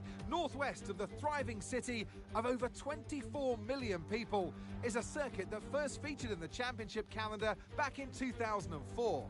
It played host to Formula One's 1000th Grand Prix back in 2019. We're here in the Yangtze River Delta today, home of the 16 corners that make up the Shanghai International Circuit. 54% of this 3.3 mile lap is taken at full throttle, and we'll be getting up to speeds of around 200 miles per hour with DRS assistance down the back straight before the cars break into the tight hairpin at turn 14. It's time to take a look at our starting grid for today's race. Edwards lines up on pole position. Sergio Perez lines up alongside. Looking down the rest of the grid, we have Hamilton, Ricciardo, Russell, Norris, Leclerc, Verstappen, Tsunoda, Zhou, Gasly, Ocon, Albon, Stroll, Sainz, Hülkenberg, Théo Pourchaire, Behrman, Oscar Piastri, and Fernando Alonso rounds off the grid. It's almost time for the lights to go out, so let's head down to the track where preparations are underway. And alongside me today, a man who I'm always pleased to see join me in the commentary box, Anthony Davidson. Now, sadly, things didn't work out for them last time. It was a bad race. Question is, though, can they recover today? Yes, they can, Crofty. You've got to put it behind you. Whatever happened last time, I was always told as a driver, park it, forget about it. Obviously, feel the pain when it happens, but then you can't dwell on it and carry that through to the next race. So put it behind you and just crack on with this race coming your way now. So a few notable penalties then. One of them pretty obvious is Fernando Alonso starts from P20 because he had an engine failure in the sprint race, which we saw after that red flag restart. He led off and yeah, that was it. His engine went kaput. So he's out. He's starting P20, sorry. Piastri as well starting alongside him, so he's got even more work to do than what he did in the sprint. Of course, he went from P12 to P5 in that one. He's starting P19. Where can he go? And another one, another title contender in another team that is very quick. Sainz in VCarb, he takes a penalty, starts P15, so quite far down, of course, where Alonso was meant to start this race, or where he qualified. But yeah, this race then, medium to hards, but of course we know that that's not going to be the strategy because of that rain towards the end of the race. We could go back on the dries maybe after the rain, just depends how quickly it dries up, but with how quickly it got wet in the qualifying session, who knows, we could have intermediates and until the end of the race, or we could swap back onto the dries. So for now it's normal. We're gonna start on the hard tyres, I think. No, we're not going to, because actually I remember the last time we tried to do an alternate strategy, it didn't work out for us whatsoever.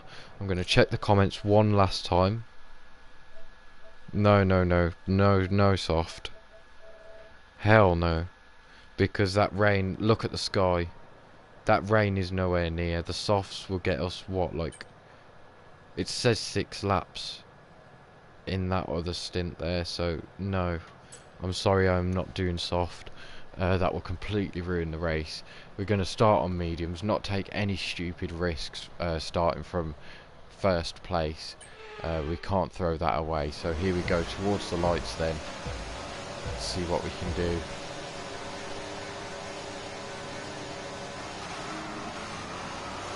And the lights are out and away we go. It's a pretty bad start as we go 3 wide towards turn 1. Perez on our inside. Hamilton tried to go around the outside there. We brake later though into turn 1. Going around the outside of turn 2 though. Perez is still there alongside us. We've got that inside line for turn 2 and we're able to command the corner and push Perez out. Meanwhile, Russell and Ricciardo, they're going side by side towards this section, as is Perez on myself, trying to go around the outside, as is our teammate George Russell. But we keep ahead of Perez. Russell is currently ahead of Ricciardo and he's got that move completed then. So no calamities going into turn 1 this time, like was in the sprint, but as I said, rain throws everything up in the air and we'll probably see that later on in this race, but we lead for now. We've still got this kilometre long back straight, so we haven't led the full first lap just yet, but it was a nice start. Russell up to P4, that's extra points for the team.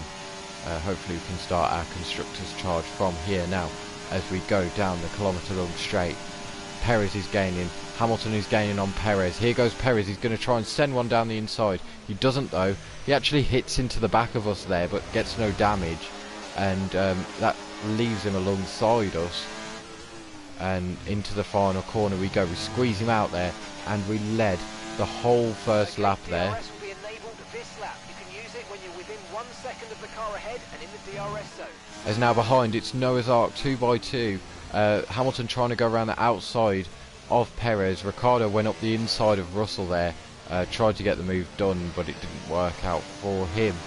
Norris is also on the back of this battle too. Verstappen's got past Leclerc behind as well. He's up into P7 now and will be probably on the back of this battle quite soon. Battery charge is high. Let's use that overtake button a bit more. So he's already telling us to use the overtake, but we want to save it for that kilometre long straight because of obvious reasons. Our car isn't the fastest in terms of streamline and aerodynamics, so there's a lot of drag on this car compared to the other top teams. And of course engine power isn't our strongest either, so we need that to defend. It looks like Alonso's still last. Piastri has already gained up a position on the mini-map, I can see. But at the start of the race, I'm pretty sure it wasn't the case. Piastri was actually in last and Alonso gain positions. Here goes Perez then, down the inside of the hairpin he goes. He tries to nudge us out there, but we get the better exit, and we're into P1 once more. Some great defence then from ourselves. But here we go, there's another DRS straight. Perez going to the inside once more. Verstappen gets the fastest lap, getting past Leclerc on that occasion. And we're side by side now, trying to hang it around the outside so we can send it back up the inside for turn 3. And yeah, we're back up into P1 for now. As once again, Perez won't stop launching attacks here.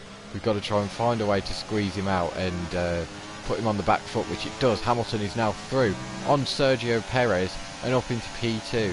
So now we've kind of screwed ourselves over, because that Aston is a very quick car. We know it from last season and from the performances we've seen this season in the 2 previous streams that I've done. But Hamilton looking to the inside there, not going for any moves though. He knows that that'll slow us both down more than anything, and if he doesn't get it done, then he'll come out on the back foot. So anyway, here we go. We're going to move to the inside quite early to try and defend against Hamilton, but he's already alongside us before the DRS line, and there goes the Aston Martin. And here comes Russell as well. He's going to go round the outside of Perez. We kind of blocked Perez off there to play the team game momentarily, so Russell can get a better run on him. That has kind of hurt us against Hamilton though, as Russell squeezes out Perez. Ricciardo's now going for the move on Perez, so he's dropped down from going for first all the way down to P5 now, as Ricciardo still side by side with him in towards turn 1 and 2. Let's see how that one works out. It's now Norris, and Norris has got involved with Ricciardo, and that's kind of gave Perez a sigh of relief there, as Norris almost getting the move done now. That's going to hold them lot up. Information on Norris. They've got some kind of mechanical problem. And oh dear, that's it then. Norris gone from launching an attack now to completely losing out because of a mechanical problem. He's still in the race though, but he's going to drop like a fly through the pack because of how close everyone is. Watch out for understeer in the wake of the car ahead. Try to get past as quickly as you can. Push, push. Alonso and Piastri kind of stalled in positions then. Alonso's managed to get past that hash of either Behrman or Hulkenberg. But we did get the DRS off Hamilton here, so we were able to defend against our teammate and catch back up to him, because we were 1.1 behind Hamilton. So yeah, that's kind of helped us, but we need to try and stay closer, that's for sure. So we can't lose touch of Lewis. He sets the fastest lap, so does Russell though now. So this is obviously where we are as a team now. P2 and P3. It's pretty consistent as a team, because we've kind of followed each other on where we've been in terms of performance throughout this whole season, myself and Russell. Which, going back to my F1 23 career mode, it was the exact same situation between myself and Russell. The car behind you. They are faster than you. Do you understand? They are faster than you. Let them through, please, mate. So we've got to let Russell through before lap 8. Of course, we'll do it down the straight. We won't let him fully through, because I'm not giving up this position.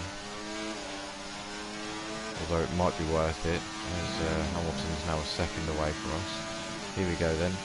We're not going to open our DRS here. Just going to let him through. Sorry about that, mate. I know you don't want to hear it, but thanks for doing that. Let's now get your head down and get to the end of this race in the best way we can.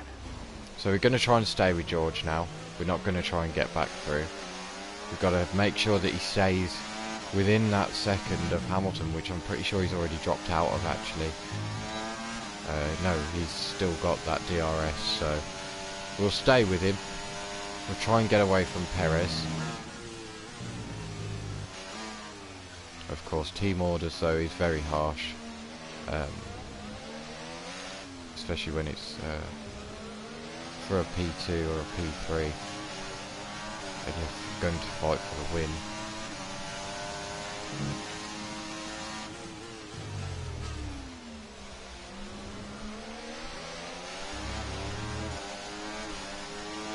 Yeah, as I was saying before that, in my F1 23 career mode, myself and Russell, when we became teammates at Mercedes, we didn't start off the season very good, and that's been the exact same this season in F1 24, as we have a massive snap, being in with oversteer, having some oversteer, sorry, in the dirty air, of George Russell.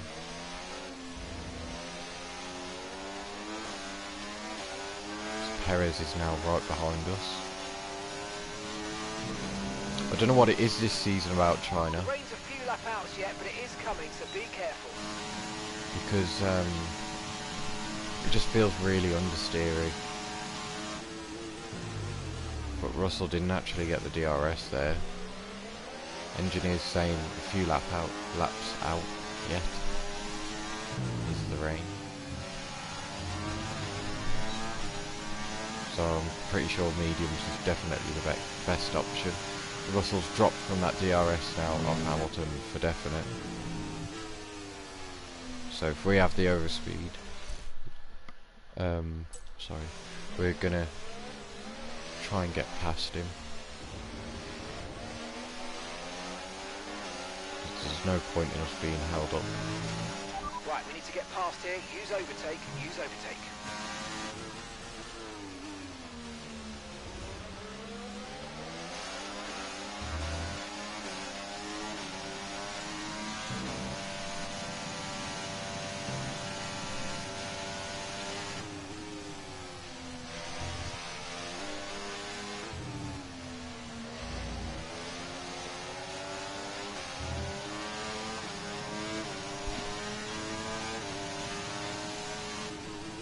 Going to enable hot lap.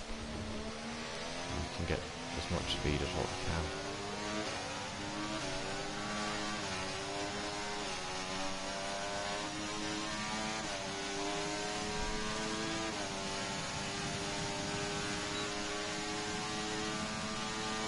We're trying to gain towards Russell in DRS and slipstream and with our ERS, but it's just not enough. We didn't get a great exit.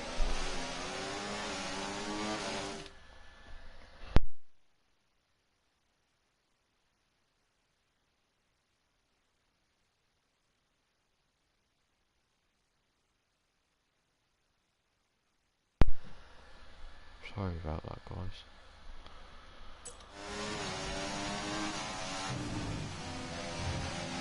Just jump over that. Oh god, we've really been put off here, haven't we? We're going to flash back because I've just been massively put off.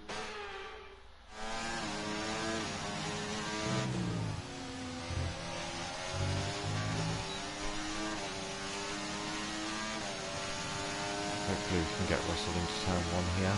We're going to send it towards the inside. Very close there, but we're through.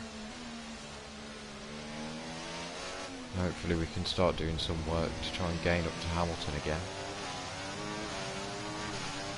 Okay, be aware, the grip levels are going to start falling away soon.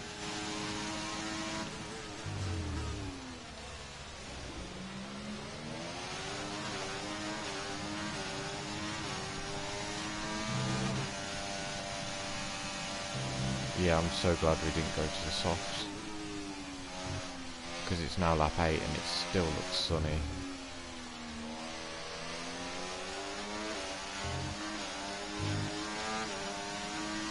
Weather report. 5 minutes until rainfall expected. 5 minutes until rain. Dries definitely seem like the fastest tyre at the moment.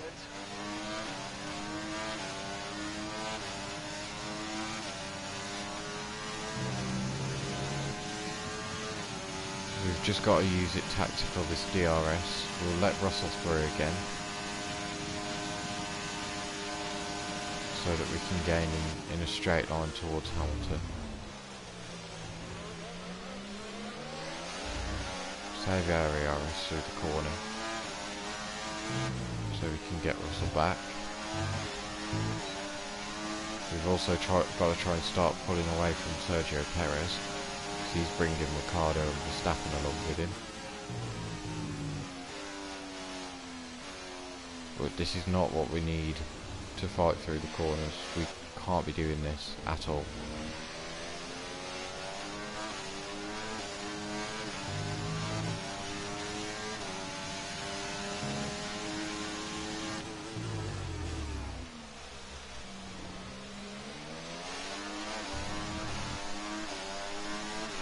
But we definitely have made a step in the right direction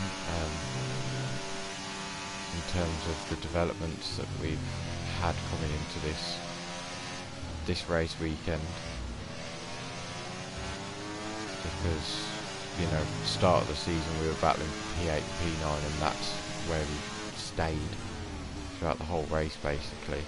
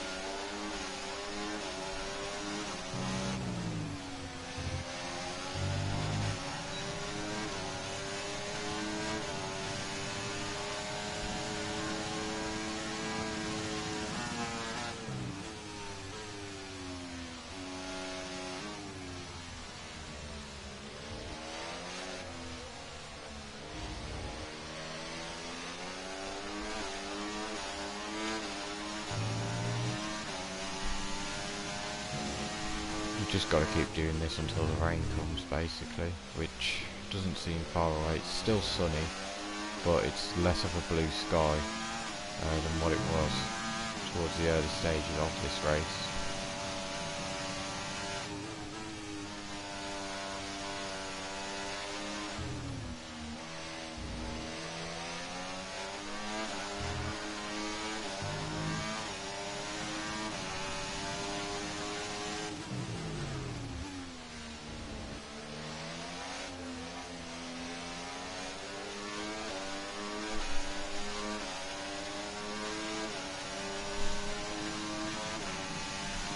Here we go, down the straight again, but Hamilton has gained so much away from us. Here comes Perez as well, he's starting to mount an attack, and here we go, down the inside of the hairpin, like in the early stages of the race.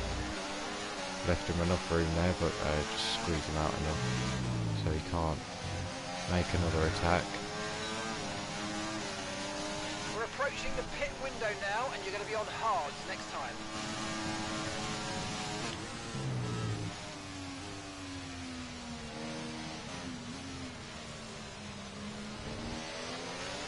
So yeah, even though we've got the right idea about this teamwork, it's just not working. We're gaining, like, we're not even gaining to Hamilton, we're losing time, so yeah. It's worth a try anyway. It could be that if we don't work together and we keep battling, we're going to lose more time, so yeah, just gotta wait for this rain. It's starting to go cloudy now, no blue sky whatsoever. Weather report. I didn't catch that, mate, just say it again. Weather report. Okay, dries seem like the best tyre for now.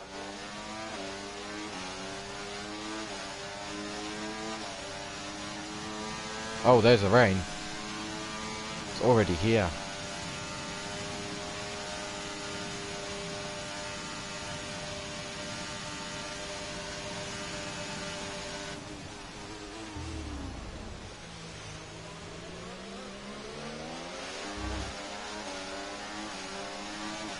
So this is when the mistakes start coming in from everyone, not just myself, not just the AI drivers, everyone.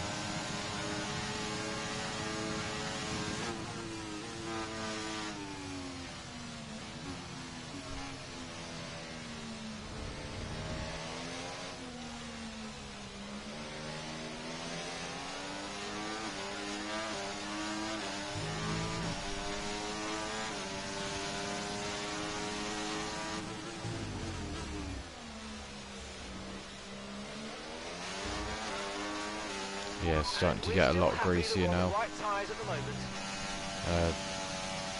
Okay, mate. Tyres are running very hot.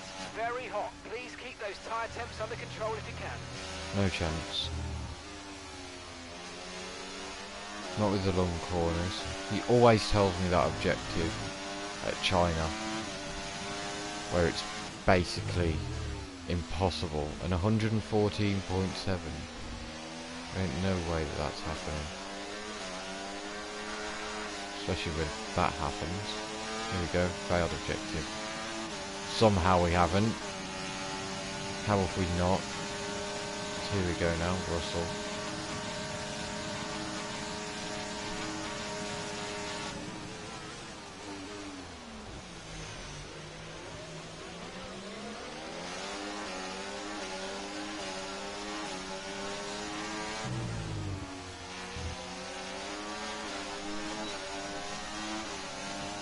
Okay, we want you to pit this lap, so push now, push. So we're not going to pit, we're going to stay out on this tyre. Russell's trying to hang it around the outside here. And then back up the inside for turn 2, but it doesn't work out. We're definitely failing this objective this lap.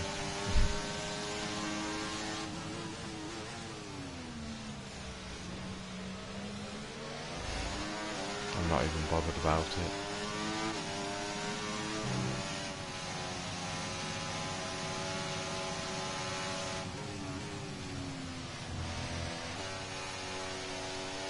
We didn't quite get what we needed out of that, I'm afraid, but don't worry about it. There's a long way to go. Chin up, and let's focus till the end. Weather report. Okay, so this light rain is going to be with us for a while now. Dries definitely seem like the fastest tyre at the moment. So yeah, we're going to make the tough call and stay out. Try and win this one on strategy. Because if Hamilton and the other guys all pit in now for the dry tyres, then they've screwed themselves over, because they're going to have to make another stop basically for the intermediates. So we're going to stay out. I'm going to react to their call, as no one else actually does as well. So maybe we won't win this one in strategy, because everyone's trying to do the same one as us. So yeah, oh well.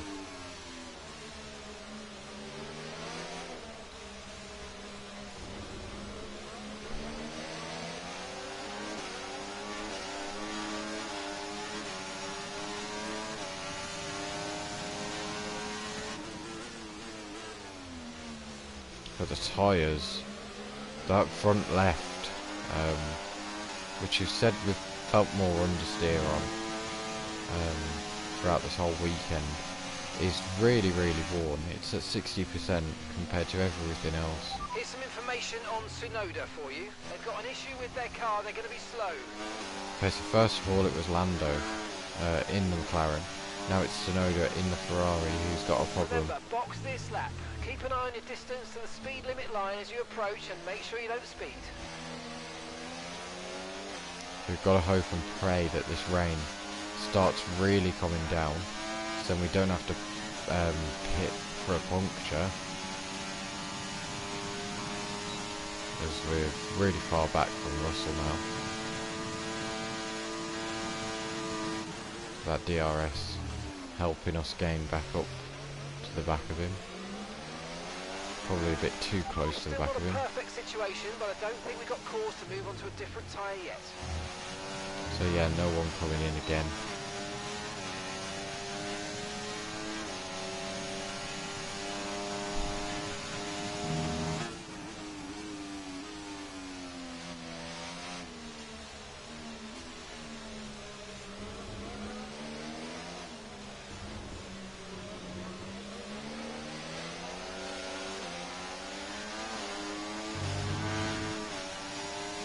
We get a bit on the grass there,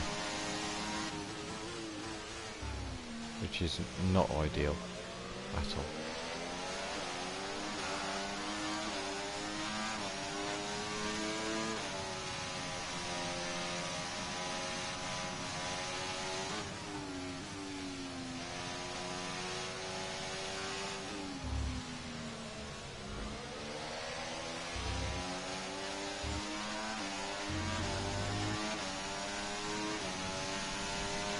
Okay, pit in this lap, and remember the speed limit. We'll be penalised if we exceed it. Keep that in mind as you approach. They really want us to pit in for the dries. Not going to happen. Think that we got the DRS from Russell. We'll see. Yeah, we did. Somehow. So here we go. The spot's on the floor now. That usually means it's close to changeover weather.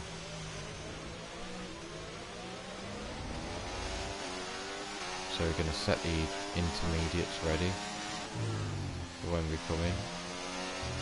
It's not going to be that lap though. The tyre situation's an interesting one, but I think the right call is to stick with what we've got for now. Perez looking to charge in attack. But yeah, it's getting really slippery, even for the AI. I've just caught up heaps of time to Russell through that corner now. Just trying to save our ERS at the same time.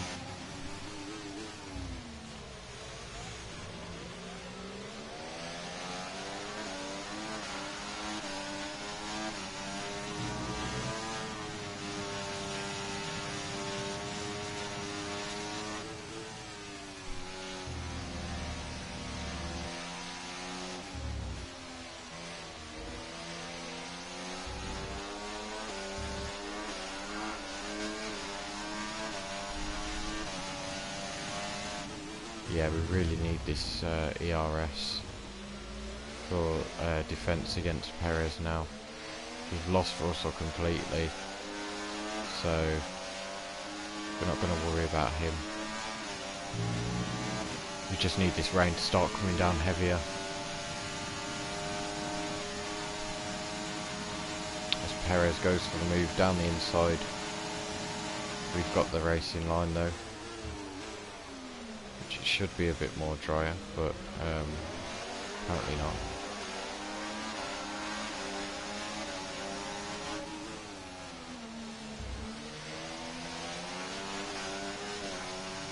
This is a yellow flag actually towards the hairpin.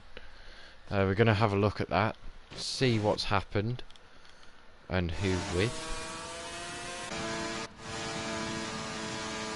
See. I'm pretty sure I saw a yellow. No?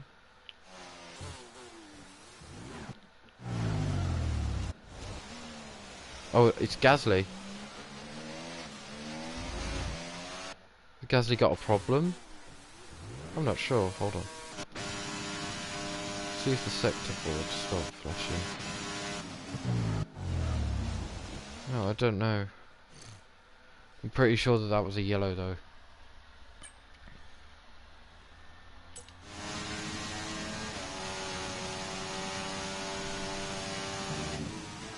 Okay, some information. Oh, it's Piastri. Oh wow. So he's took an engine penalty and his engine has blown up. So that's really not ideal. They've just took that for nothing now basically, so they're going to probably take another one in the next race.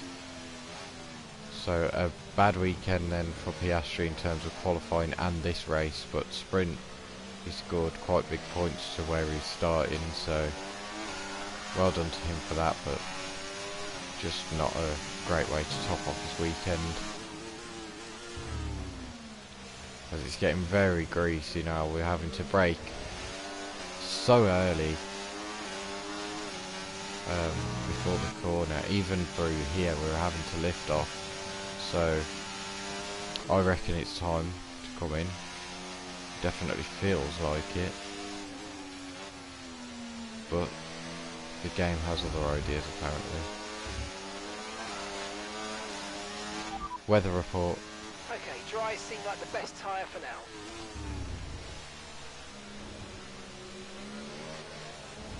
Dries are apparently still. Hold on. What's happened here then? So Right, we've finally got a speed, that VSC. Delta's Something's happened on the track. and we don't know what it is, so maybe it's that yellow flag for Piastri.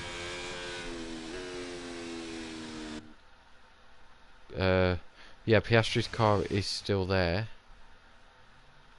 I can't see anything of significance, like a crash or damage for anyone. So, I'm just going to assume that that yellow flag, because it's been out so long and Piastri's car hasn't been cleared, that it's for Piastri, as it has now disappeared now that the VSC has been called out. So, well, this gives us time to cool our tyres down, which is really happening at a rapid pace.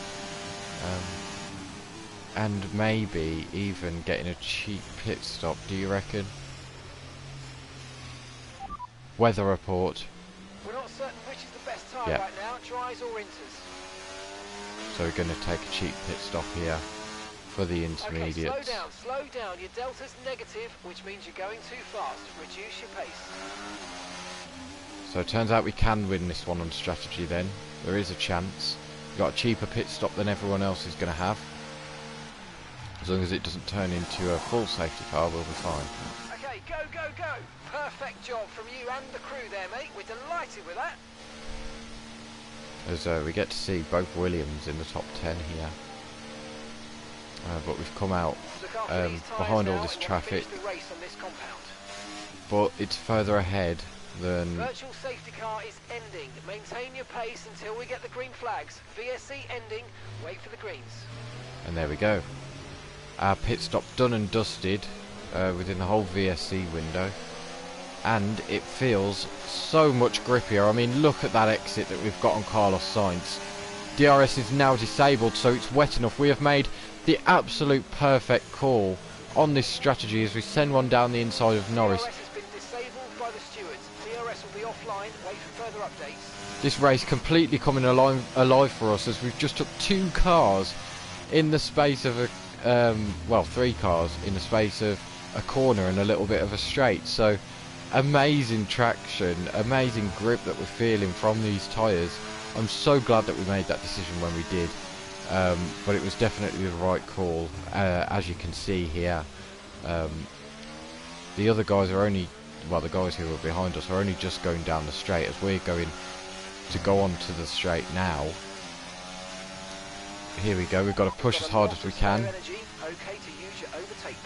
As Mark gives us the okay to use our overtake, so extra pace, full push while everyone else boxes in. And here comes Russell into the pit lane then, and I assume that Hamilton has as well. Let's see if we'll be able to jump Hamilton. I know that we're going to be ahead of Russell, that's for certain. But will it be ahead of Hamilton? We'll see, we'll find out. As we're ahead of Hamilton now, so we're back up into P1 where we started this race.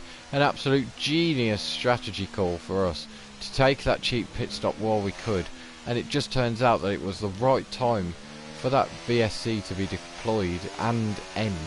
The radar showing a clear patch on its way. There's about 10 more minutes of this rain, and gap to the car in front.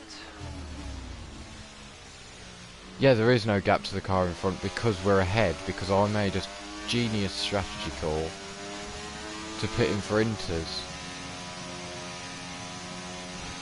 Let's hope that doesn't stay off for the whole of the race, those subtitles. But now we've just got to keep it here, we've got to keep it ahead of Hamilton.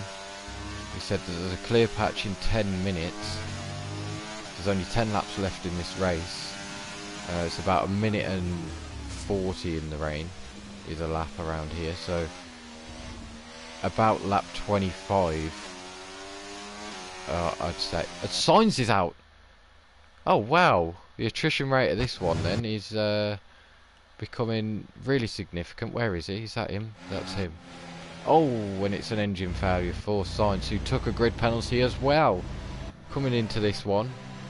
He's been stuck constantly behind other drivers as smoke pours out the back of his engine there. So he's probably had overheating issue as a VSC Right, drop your speed. now That gets delta's too deployed. low and we're going to risk a penalty. Slow your pace immediately. So that's for Carlos Sainz's DNF. So another big contender out of this race. This will mean, because everything's slowed down now, that we're going to get closer to the dry,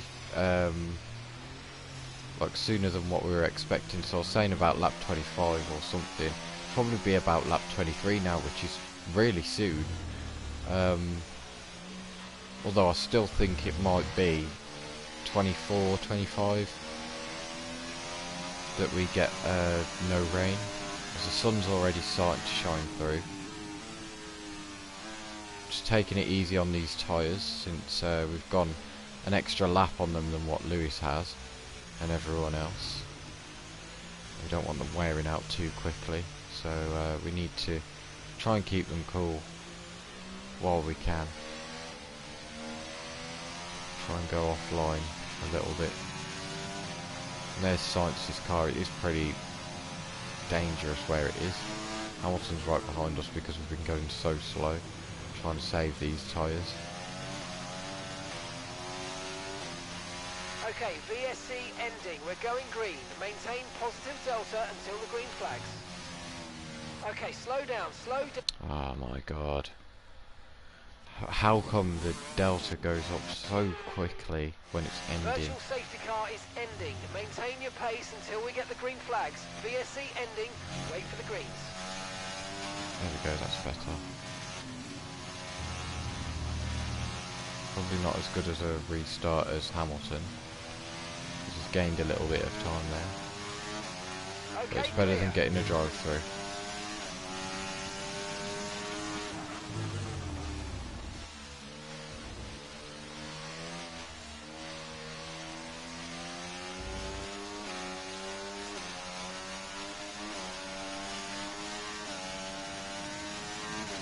There's of course no DRS, so we haven't got to worry if he's within a second of us.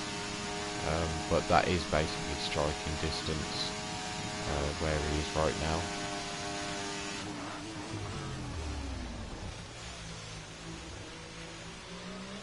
So, we've been the first non-Aston Martin driver to take pole position this season. Will we be able to convert that into the first non-Aston Martin race winner of this season so far? We're soon to find out, because there's only 8 laps left in this one till the checkered flag.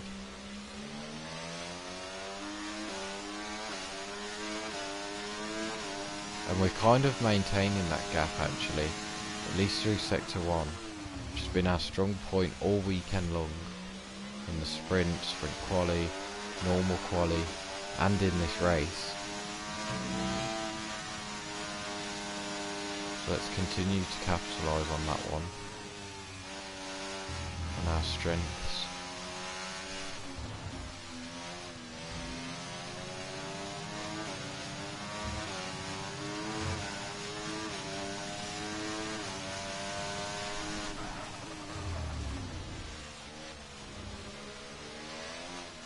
But yeah, Sainz and Piastri not having the best of weekends, both of them. Of course, with Sainz towards the end of the sprint race, he had that problem, of course. And here comes Hamilton. Actually, he's going to go down towards the inside. We're going to push him over towards the side of the track there to make it more difficult for him to turn in. But he gets that turned in anyway due to the aero efficiency of that car. But we're staying side by side with him towards the final corner. This battle has came out of nowhere. It took me completely by surprise here, but we've managed to stay ahead of him for this lap. And I say for this lap because that Aston Martin is now looking super quick, quicker than what it was before. We really need Russell to come here and get involved in this battle, because this could be a 1-2 on the cards for our team. But as I was saying, Sainz, the latest DNF in this race, not having the best weekend altogether. you know, he qualified in the top 3. Okay, mate, we're seeing a lot of tyre wear at the moment. Please try and look after them. Qualified in P3 for the sprint, and then he had that problem towards the end of it. Finished P6 instead of finishing P2 where he was fighting for, and took a grid penalty coming into this race, and yeah, he's ended up being DNF'd because of a mechanical problem. So we've been given an objective. We've got to keep our average tyre wear under 33.09%, which is going to be difficult because it feels ever so sliding. But now here comes Hamilton once again. We're going to do exactly the same thing, maybe not as far to the inside though this time, but we've got to save our ERS whenever we can in the slow speed corners, as it's like deja vu of the last lap, as we squeeze ahead of him there into the final corner, not keeping it side by side for as long. But here we go towards turn 1. We're out of ERS almost, so the deployment rate is less. Hamilton goes to the inside. We go round the outside there of turn 1 and turn 2. We keep it ahead and on the racing line. We're going to put it into non-ERS so we can save this ERS while we can for the next battle, for the next time that Hamilton launches an attack here at China. But here we go. This is the next attack because of our ERS differences. We're going to send it back down the inside of Lewis. Of course, both of us swapping drives for the season. I take his car and he took my car, so trying to fight and see which one is the best out of the two. But at the moment it's ourselves, it's this Mercedes staying ahead of the Aston Martin then, and I feel like this is going to be until the end of the race now, as we put it back into non. Hamilton goes to the inside for a little fake move, tries to put us off, but that doesn't really do much anyway, as we go back into medium ERS, going into hot lap now, coming out of the corner onto the straight. Overtake mode enabled now. He's in the slipstream though, so he's going to be so much quicker. Actually he's not, so he must be saving ERS here, as he's going quite slowly and doesn't launch an attack into the hairpin. So maybe he's just waiting back, saving tyres, saving ERS, and waiting for the right opportunity to go for a move where I can't go for it back, so he can get away completely. Gap to your teammate behind, 4.9 seconds. As we're going to save our ERS too now. Russell is catching up a lot more because of this battling. I must also say Leclerc has done a great job in this race. He's got himself up into P5 there. Yet both Ferraris running at the bottom end of the top 10 at the start of this one. So yeah, to get himself up into 5th is great for him. I mean, he is battling with Perez. He's only 4 tenths behind him, so he could even be up into P4 by the end of this one. Let's use overtake and burn off some of this energy.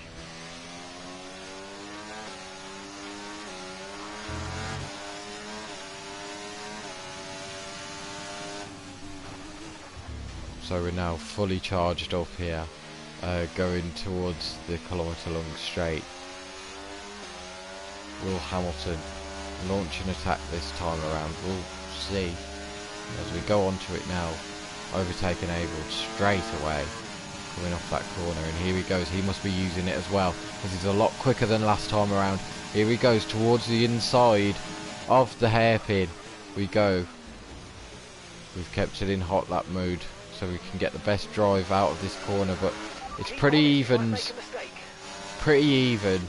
Going into the final corner, as now we just about get ahead by bumping over the curb.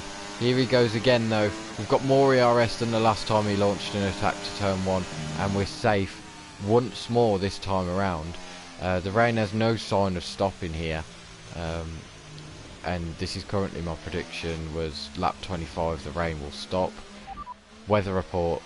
We anticipate an end to this rain in around 5 minutes. In litres seem to be the fastest tyre for now. Okay, so the end of the rain will be at the end of the race.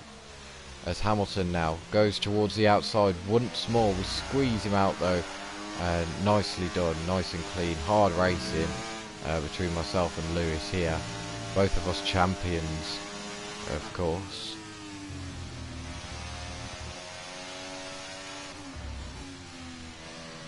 We might not complete this objective actually. Our tyre wear is going up quite quickly. Okay, I think the track's going to be drying out quite soon. Be careful you don't burn out your tyres. Okay, so the track will dry out quite soon. Even though it's still raining, the heat must be drying this track like crazy. So we've got to watch out for that we don't overdo it with our tyres. But we are not doing this objective. This objective is going to be failed. But we're way quicker than Hamilton down the straight again this time around. So he's saving, recharging, going for it. Save, recharge, go for it. That wasn't quite what we needed, I'm afraid, but listen, don't worry about it. It's a long way to go, so let's just focus until the end. Yeah, we had more worries than our tyre wear, and that was to keep ahead of Lewis. So yeah, I'm not really bothered about that objective. Feels a lot better in the rain though. I definitely prefer it in the rain than to the dry in this race. A lot less understeering. So here comes Hamilton. Not launching any sort of attack though down the inside.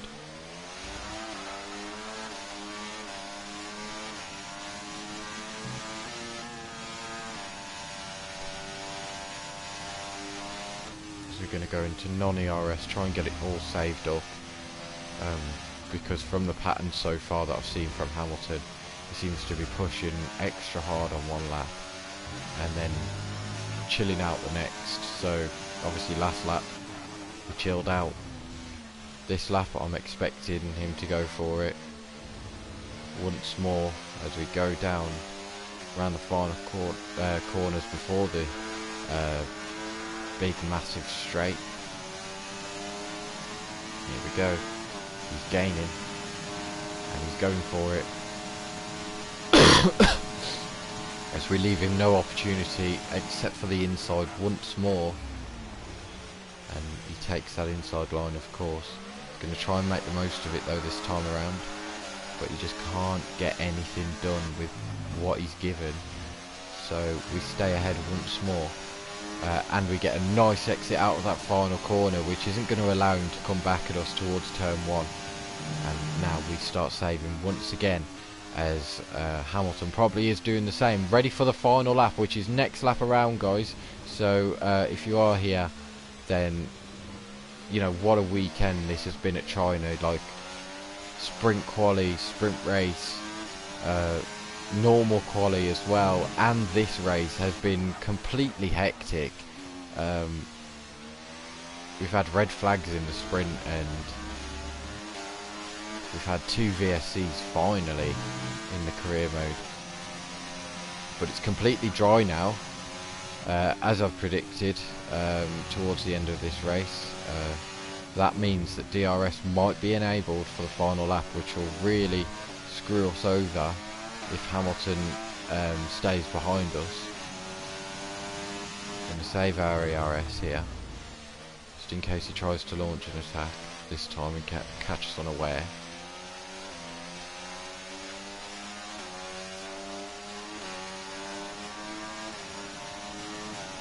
Weather report. No rain expected, no rain expected for the time being. Okay, not sure whether dries or inters are faster, we're right on the crossover. There we go. Hamilton doesn't attack, but he does towards the end of the straight. He goes for a false move, tries to put us off on this ever-drying track, but it just doesn't work for him. So here we go then, round the final corner, onto the final lap of this race. We've got to keep ahead of Hamilton. Concentration and let's bring it home. Okay, so we're leading our teammate by 4.1 seconds. And the worst thing that they can do is enable the DRS. That will be the end of our P1 hopes, if DRS gets enabled this lap before that kilometre long straight, because we won't be able to fight that one, not with it being an Aston Martin and how quick they are anyway, as we're defending, as there's a bit of contact there from Hamilton, getting his braking point slightly wrong. Russell's catching in the background, but it's just not going to be enough to get involved in this battle. He's there to pick up the pieces if anything goes wrong, as now we've got to save this ERS as much as what we can for this straight, just in case DRS gets enabled around here, as the Inters are starting to really overheat now. I can feel it. I can really feel it. Oh wow, DRS gets enabled. This definitely feels aimed. Okay, the stewards have now enabled DRS. DRS is now online. We've got to defend like crazy, not give him the outside line. Here he goes. Here goes Hamilton to the inside, and he's straight past us there. We're going to dive it back round the outside. He tries to squeeze us towards the edge of the track. He's got the tighter inside line though. He's going to have a compromised exit. We're side by side towards the final corner. We're ahead. We've got the advantage into the final corner. Is he going to try and switch back? No, he isn't. We come across the line and we're in P1. Our first race win. Our second podium of the season. Ah, fantastic drive. That's just fantastic. Amazing. You deserved that race win. Well done, mate.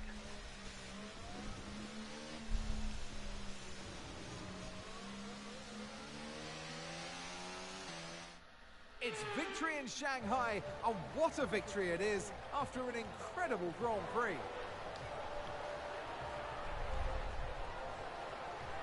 They led from lights out to the flag at the end, and their race victory was never in doubt, was it? Brilliant stuff by them.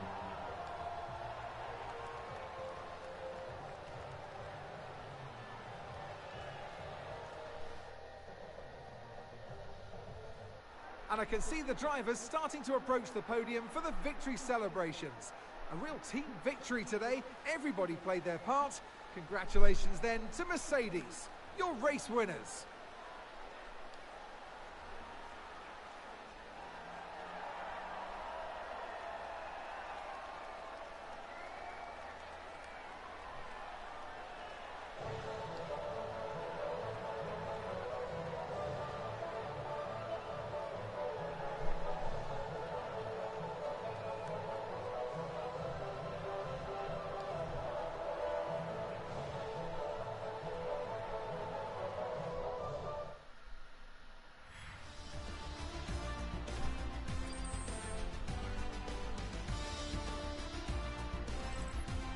And with that, we wrap up another weekend of motorsport action.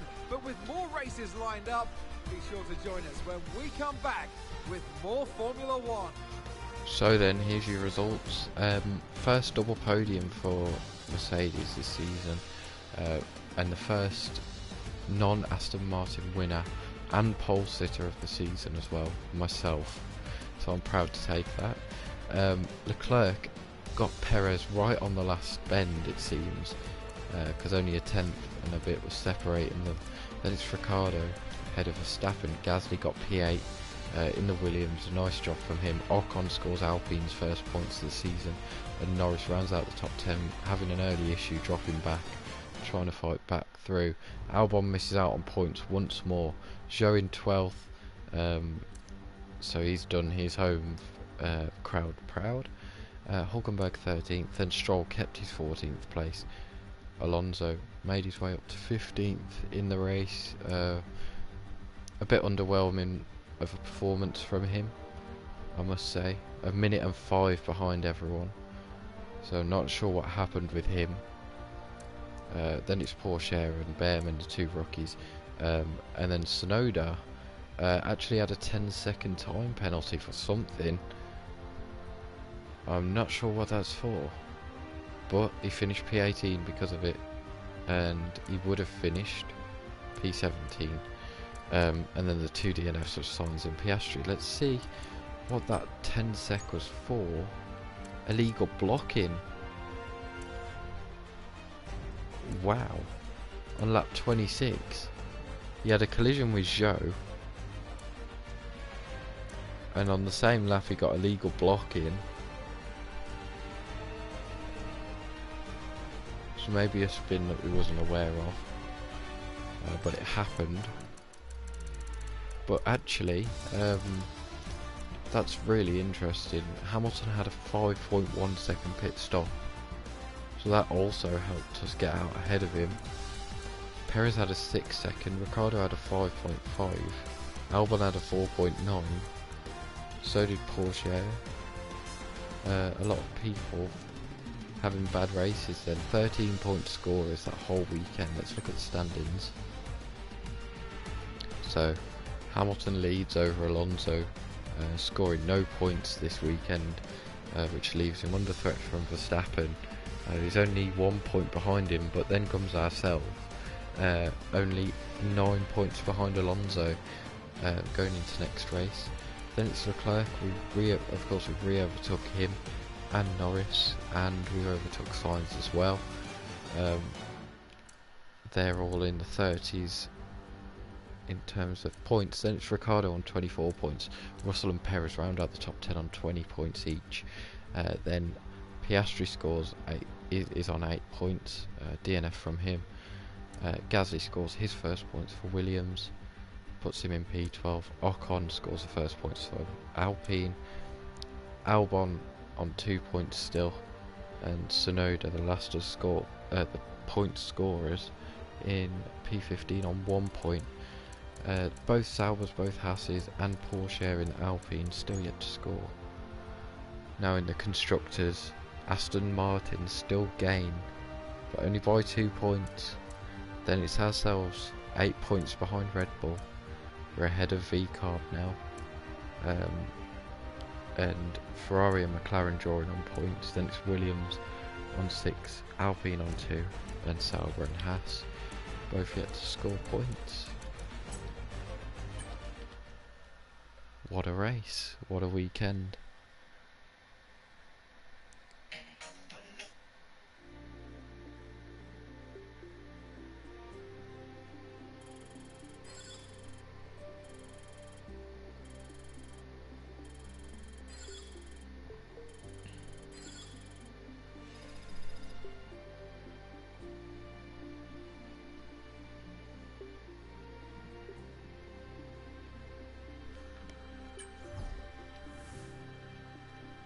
Our rating increases by only a slight amount, and our recognition towards Russell is a lot better than what it was as well.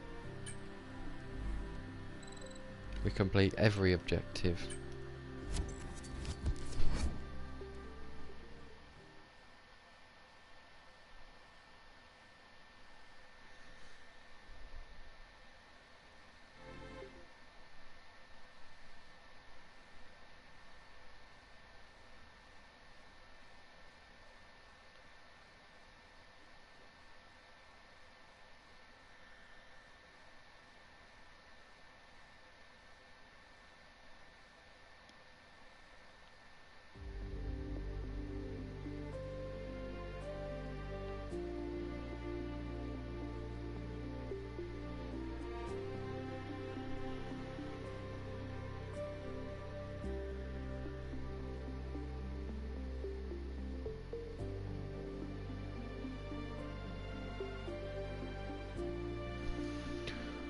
So then, we're going to simulate towards Canada, but we're not going to actually do Canada, because I've spent enough time on stream as it is.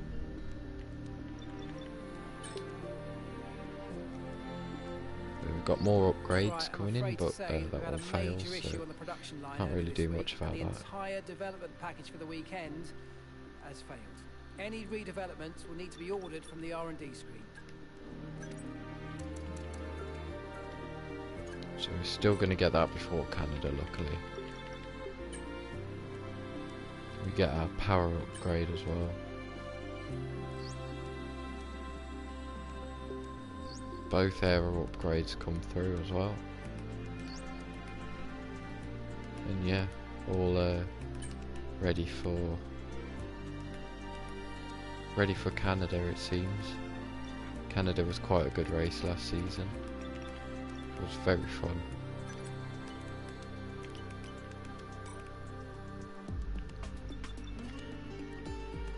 Let's see what we've got in our mail.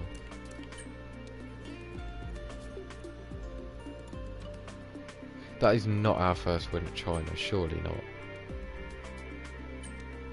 That is not our first win. Let's have a look, hold on. I'm sure that we've won it. If we haven't, then that's a surprise. 19th with DNF last season. 2nd. Okay, so we've only got a sprint victory there, and that was in season 2.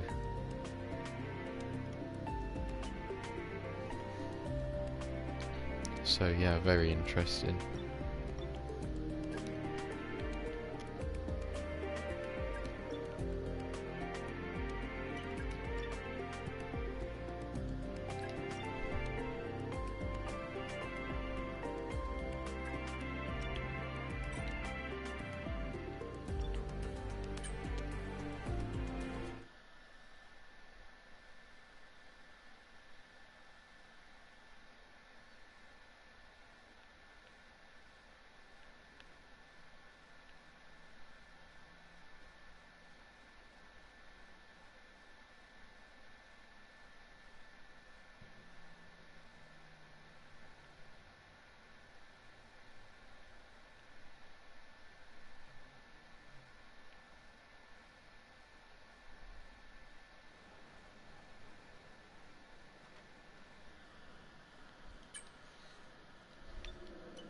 So let's see the R&D going into this one then. Aston and VCarb very much matching, as are ourselves and Red Bull. Ferrari've made a step up away from Sauber. Haas, Alpine, Williams have all made upgrades too. Every team making upgrades, but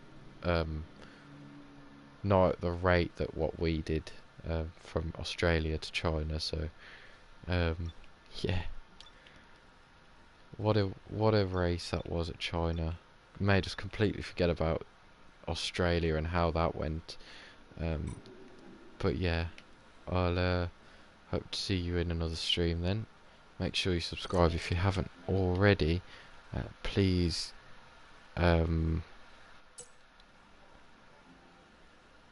please turn on notifications, and yeah, you won't miss an upload that way then. I do upload regularly, and I do streams regularly too. The clips will probably be a lot less because currently Tish Tosh, also known as Logan, is away on a cruise. He's probably reenacting the Titanic as we speak, so yeah, he won't be back for another couple of weeks. So yeah, the clips probably will not be uploaded just yet, not until he gets back. But until then, until the next stream, I'll see you and thank you for joining once more.